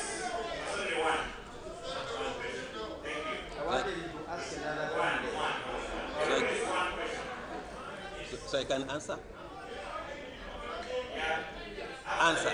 2 minutes to respond, but to each question, and then later on, shall also bring questions from the audience and online. Thank you so much, my colleague Twerere. First of all, it's on record. I have never applied for any contract, any service provision from the time to Soroti municipal contracts with the Ministry of Education, Ministry of Health that I get from the ministry. Other local contracts I do from other districts. I've never done any contract here in the city. I have investments, I have business here, so I don't want to have any conflict of interest, and I will not have. If I have not done before, I have not applied before, I will not. I think it's okay, clear.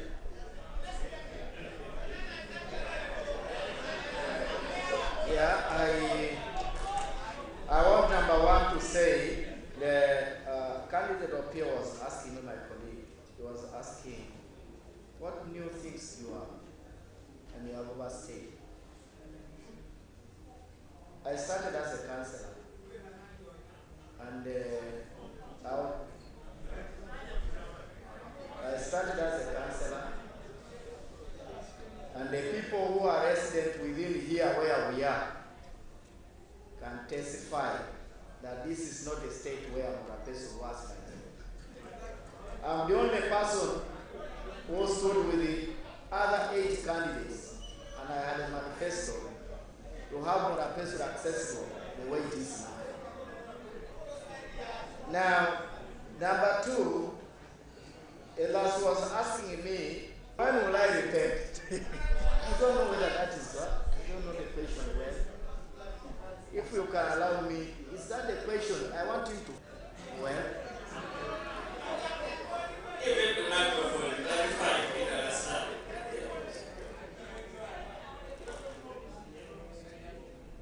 That actually shows you that he's not attentive.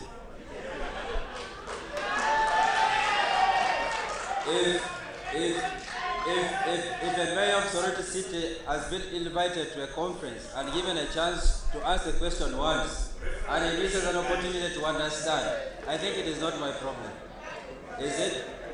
Anyway, the question is, for his benefit, for the second time, when will he become serious and a honest person? Because the first one was a bit hard for him. The question is, when does he intend? I was questioning him whether he gives life. That's why I asked him. That's why I asked him to repeat, to reframe his question. Because they were saying, when will you give out life to God? I started saying, how? Now, my seriousness is seen with all the developments that have been here, gradually. And I've never stayed in a position for more than 10 years. When I became a councillor for Murapeso development came, and this city, I will tell you from north to west and east to south, what I did as a speaker of Soroti Municipal Council. Number 2, when I was in the office as a LC3, the division, now where I'm seated as a city division mayor, I constructed that division with the local revenue. And these are the governments that I see. When I came as a mayor of Soroti municipality, there are many gradual developments that you, and including Elasu, when it's going home to Lily Valley, I opened the roads and it's going to pass the roads that I opened at the time when I was a mayor.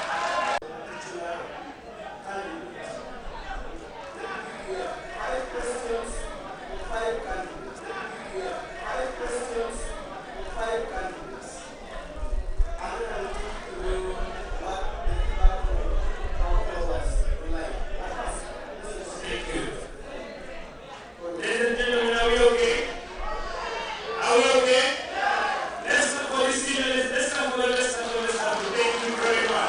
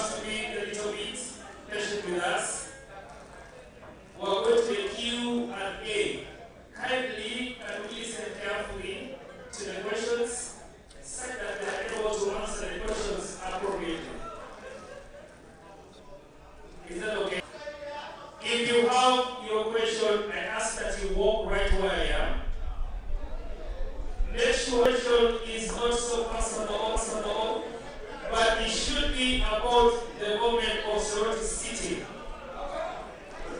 I only want 4 people. 4 people. Right here, right here. Even the president came, by the way. The president is right there.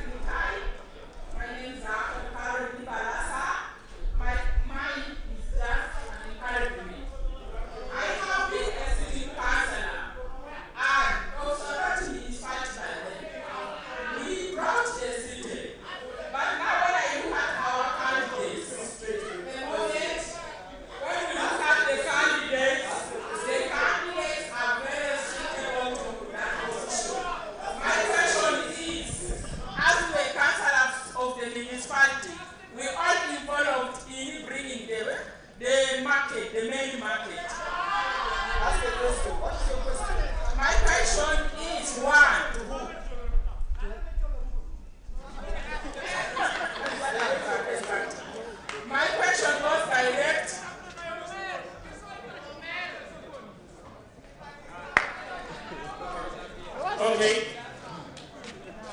Thank you very much. And by the name of Garam Emmanuel. My question goes to Honorable Omer.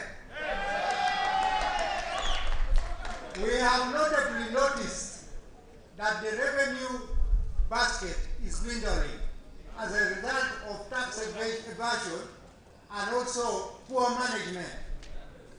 How are you going to manage? Because you have been managing a municipality of 17 square kilometers. Now, the city is 238 square kilometers. How are you going to manage now that there has been an increase in tax revenue collection? We had very few petrol stations, but now we have more. We have places where revenue is being collected, but where the revenue goes, no one knows. I want to give an example. I'm a chairperson. There is the Sunday market, whereby revenue is collected, but where the revenue goes, no one knows. And also within my area of jurisdiction, we have the community center. Revenue is being generated from people who are hiring those facilities. Your question? Yes.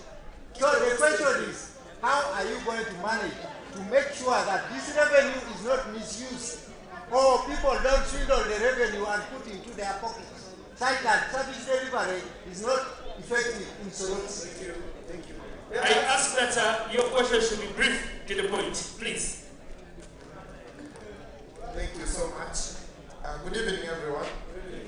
My name is Abdallah Ali, a board of this ward, Murapesi Ward. My question goes to candidate Paul Omer.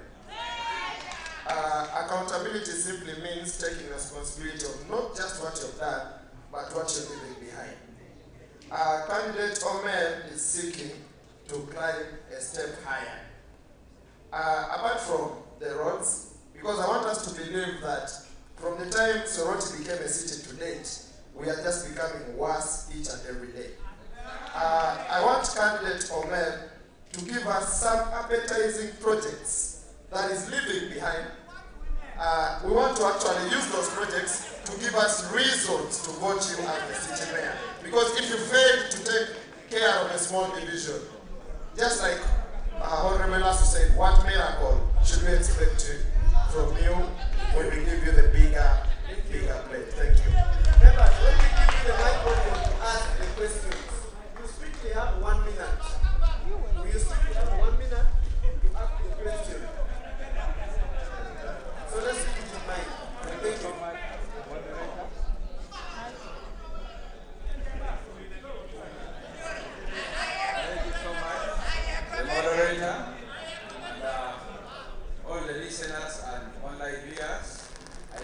one spirit. And my question goes to Honorable Omer Board. With due respect, you're the biggest person in the team, and my concern is basically, how are you going to address the issue of the demarcation of the cities? Because there are areas that have been identified as islands, most especially Rwanda and some parts of the PI. How are we going to address, because they are affected in service delivery? Thank you so much.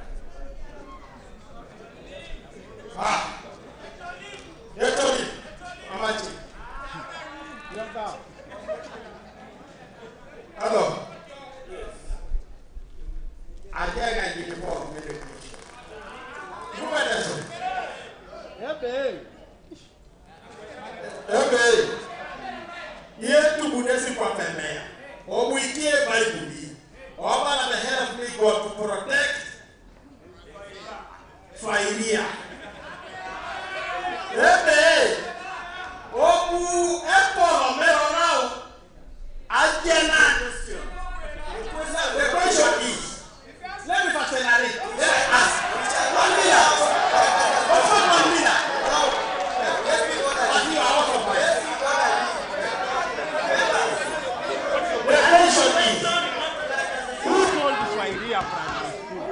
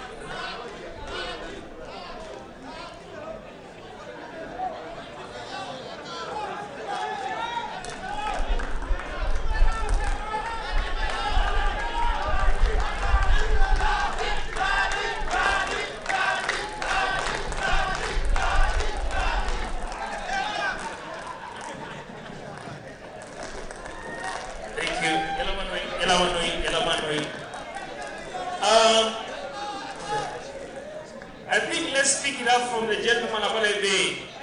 His question was, Imebo Aguela Riso idea. That was the question.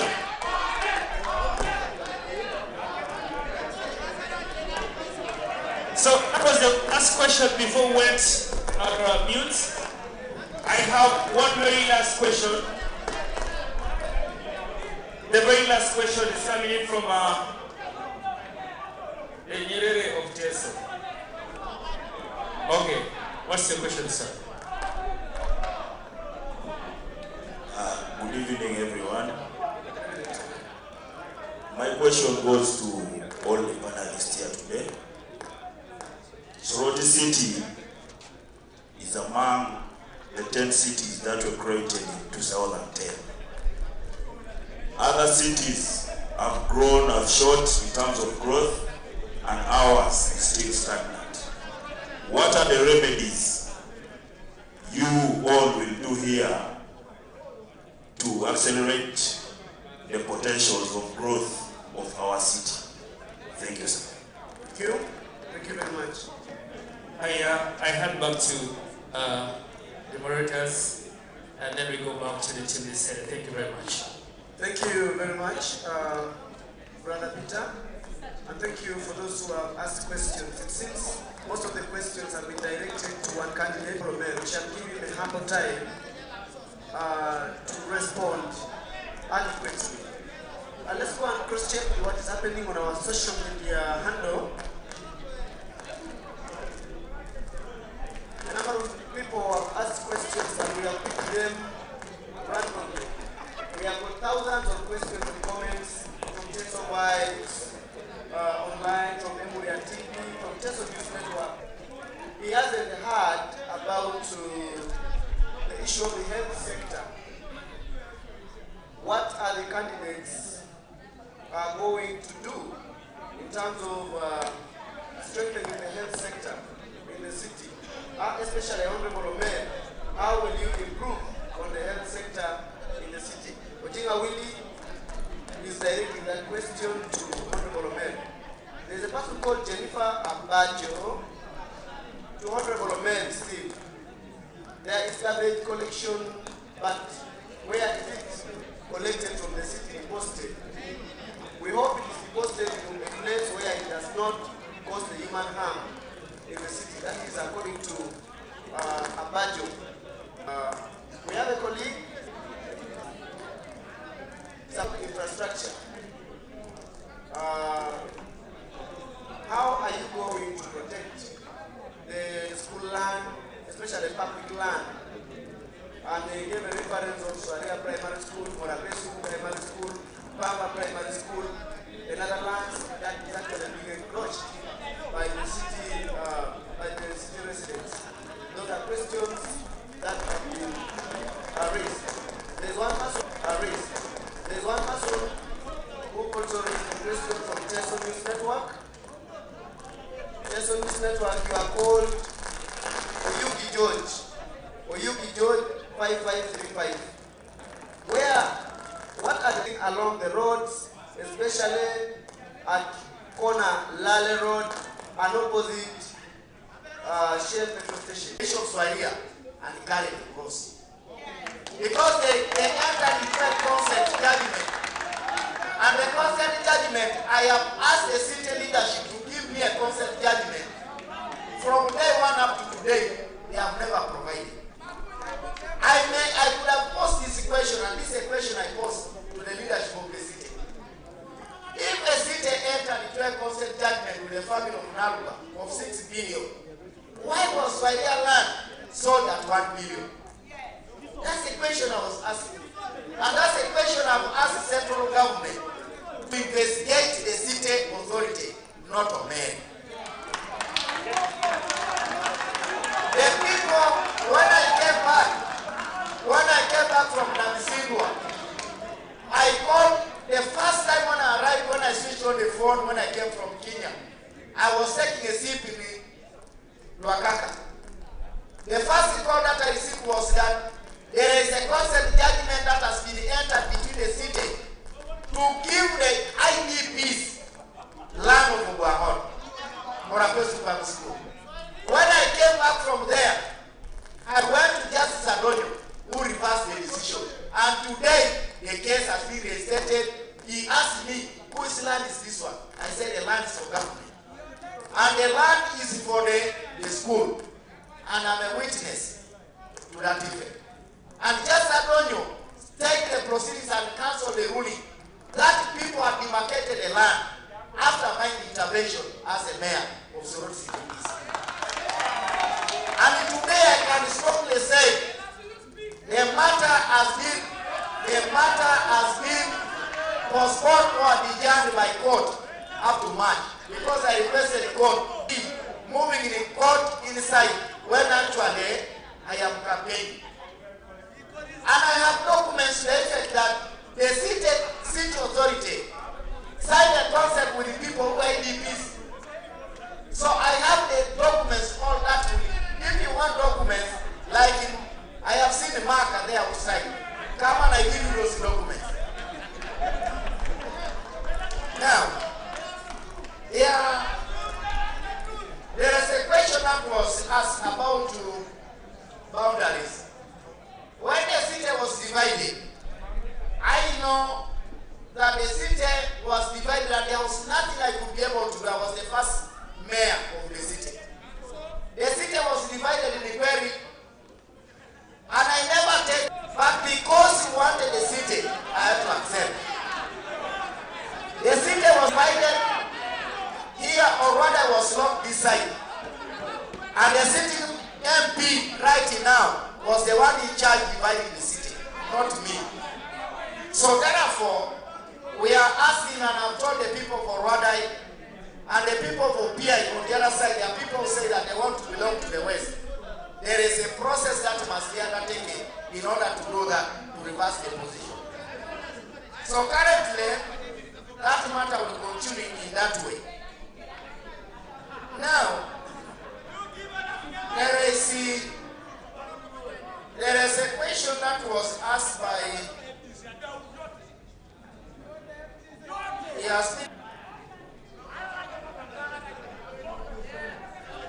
whether you have new ideas for Soroti City. The new ideas are there. How shall Soroti City grow? Soroti City grows in 4 areas. Honorable Mayor, you have 4 minutes remaining to wind up. the remaining questions. Yes. Yeah, I thought that the same questions, they repeat themselves. I think somebody repeated. Now, there are quite a number of key sectors that must be able to get us. And as you know, there are areas that they were brought to the city, and they are still agricultural areas. We must be able to tap the urban agriculture in order to ensure that these areas will continue to produce to serve the city in terms of food provision. Secondly, I want to agree with my brother, Twere. The policy of investment in this country, where the city investment hub is there for us. There are people who have been, I moved to Rwanda, I moved to Botswana. Governments there have adopted a policy that will ensure if you want any land for government investment, you must show capacity. Not like what our people have here, where people have come to apply for, they have applied for land and they have stayed the land without anything. I agree with it, and I must be able to advocate and ensure that the investment authority must be brought here for us to discuss and ensure that we must be able to grow the city. The road infrastructure, many of you may not be knowing that Lale Road was the first road that governments used, the British used, and there's a ferry beneath water in Lale. And this ferry, since this was a national road, I need to advocate that this road must actually shorten the distance between us and Kampala. Government must be able to take up and tarmac the road that takes us from Lale and across to the other side. Such that we must be able to shorten the hours of being busy. Other governments have been able to do. We must be able to say that we shall be able to discuss many of these. And education, we have been able to do it. Now, I want to answer my brother Ogaram. You can summarize now. Ogaram was asking, how do you better revenue collection? You see, sometimes when I see people ask questions and they are calibrates, it's very bad. Very, very unfortunate. Thank you. I asked my brother Kutelek here, Nani, Emuria, was asking me a question. Yet he knows that he's one person who even got pressure because he refused to pay government money and he's in It's very unfortunate. Very, very unfortunate. Thank you, Honorable Mayor. Very, very unfortunate. That's how they can't the people of Soroti. Your time is up, Honorable Mayor. Thank you very much. I want to continue asking the public and those who are following us that you still have a chance to air out your views. You can continue commenting from Emuria TV, sending your comments from Teso Vibes, sending your comments from Teso News Network, send your comments on the Patriots Online so that we can continue digesting the issues concerning our beautiful Soroti city that we all need to live for the better tomorrow. There are a lot of things that we have not digested, only that time has not been enough for us, but we still give a platform that we can still use our digital platforms to bring in your ideologies and your ideas and your questions that we can continue seeking answers through this kind of platforms. I'll give my brother Peterson to give a concluding statement, but first, I want to give an opportunity to the candidates to air out their last remarks in just 1 minute per candidate. I want to begin with the Honorable. Thank you. Maybe before the last remarks, there are two questions that have not been answered, and it was general questions online. It's all right. One is why other cities have developed and ours is still stagnant. The issue is we don't have a physical plan for Soroti City.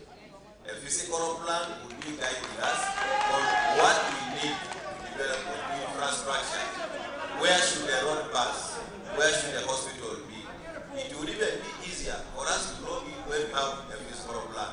We have lost business with the universities. When students of engineering come to Soroti City, they ask for a physical plan so that they can develop their projects. But because we don't have them, it makes it difficult for government to plan for us. Maybe two, they talked about these roadside sellers, these women of Bongoya. As a businessman, I feel so bad because those women have suffered a lot. They are taxpayers, but the government and the local council has not considered them. One, as a business person, you have to look for a customer. It's not a customer to look for you.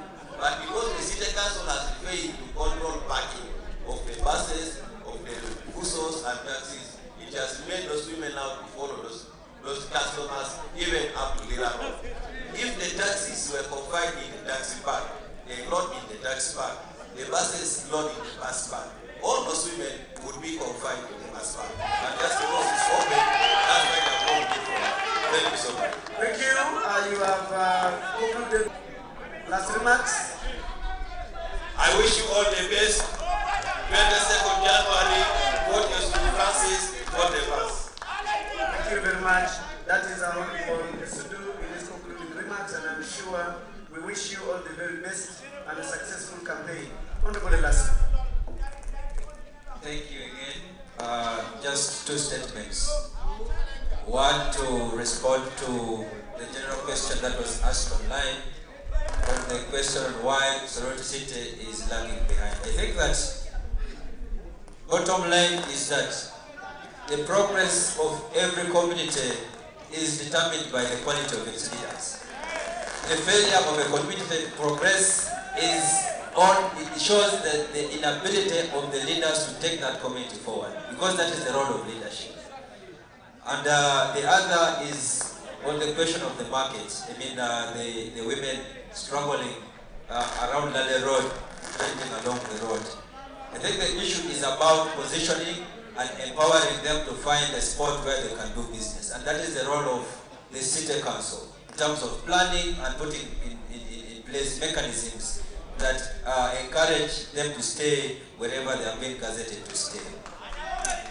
Now, on my last remarks, I think that the people of Soroti should be reminded that our community is our responsibility. I think that it is time for us to give opportunity to leaders who are ready to take on our challenges head on.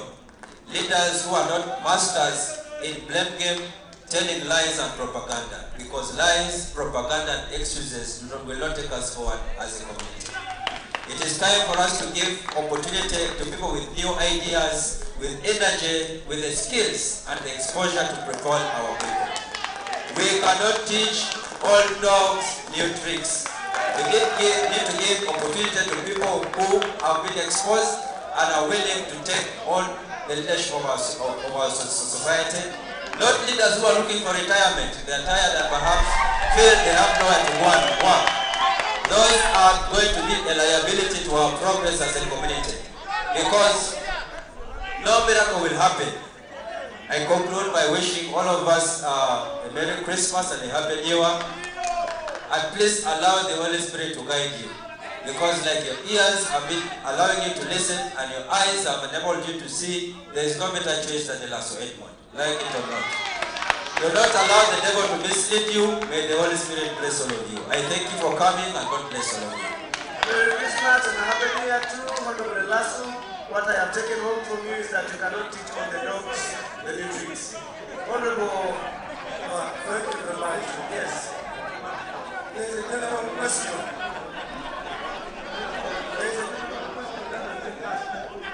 And the question is, why is Soroti City lagging behind? At the beginning of this debate, I gave statistics. And from that statistics, you can understand what are in the house. Let's allow Honorable Abitu to make his Number one is that Soroti City has to become clean fast. As a marketeer, you must have first your product arranged well. Then you advertise, then you market your city. Now, Soroti City is not positioned. When you look at Mbale, it has positioned itself as a manufacturing city. When you look at Lira, it has positioned itself as a progress industry.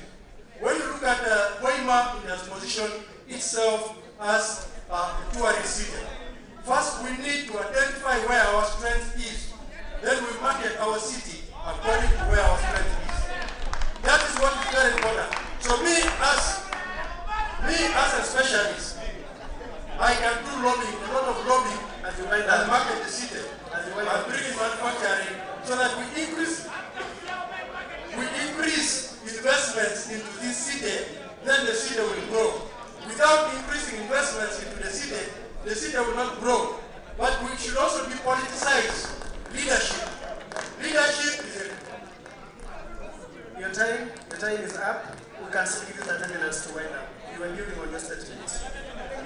Yeah, 30 seconds. Sorry, 30 seconds. Yes. We need to depoliticize leadership.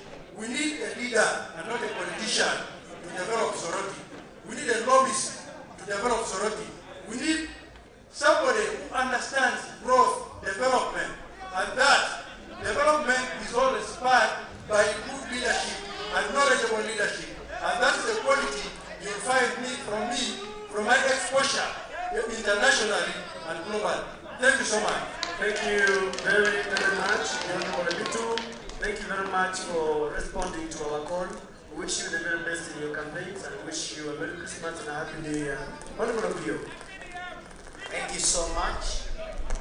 For a city to strive, we need good leaders who work for the people, who value people. We need partnerships. We need to plan and develop infrastructure. We need a clean city. We need to invite investors to come, and the city will flourish. Now, over the women who are moving along Ladder Road, the first issue is we need to organize them, sit them down, talk to them, register them, issue uniforms or IDs, and gazette trade zones where we can put those ladies to perform the business, and we will stop the roaming around. Dear my people of Soroti City, ladies and gentlemen, I am sitting in front of you not as a stranger, but as a leader, one of you who has walked through the grassroots. I have the experience, I have the energy to take you through this great moment that we need an immediate change to be seen in our city. That's why I tell and I say to you, leadership requires a heart. I request of you to stand behind my candidature so that I'll be able to deliver the required term limits. Finally, when it comes on 22nd of January, please vote Opio John Emmanuel, vote a humble leader, vote peace, because your voice is your city and your future. May God bless you and indeed bless you. Thank you very much. Thank you so much. Bless you too. Your vote is your city and your vote is your future. We want to thank you for the discipline. Honorable Mio, we want to thank you for the response to our call. And we want to wish you a successful campaign and happy New Year and everything in your campaign. I want to give the microphone to the Honorable Omer to make his last speech.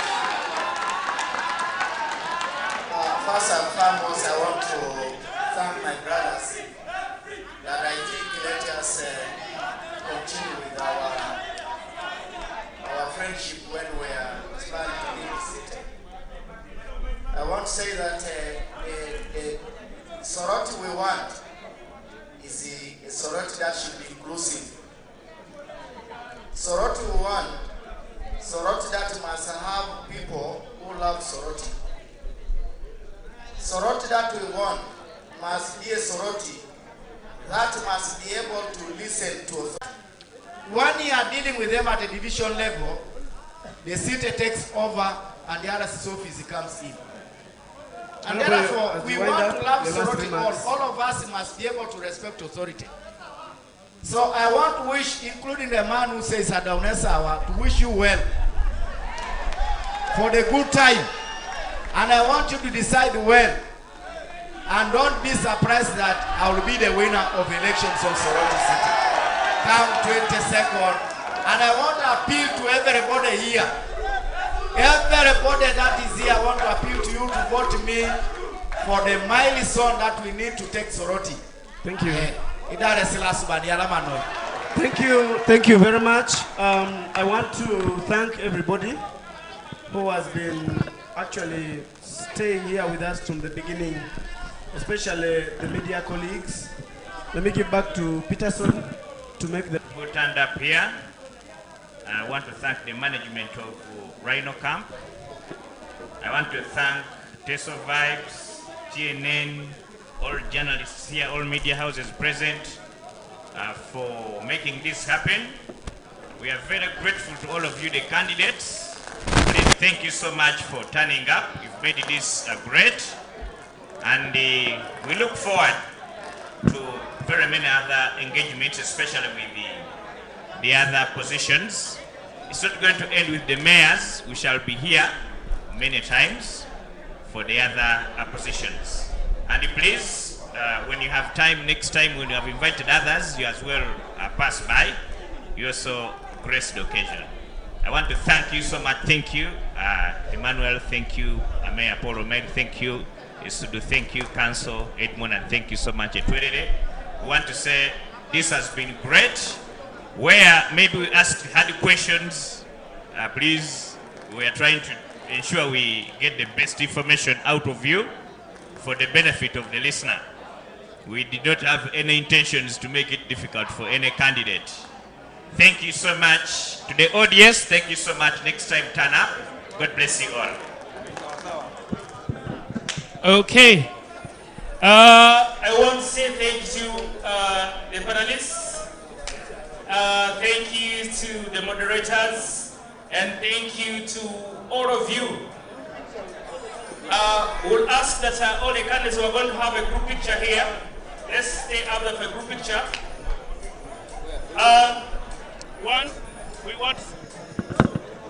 We want to say thank you to the multimedia platforms that you've been watching us at.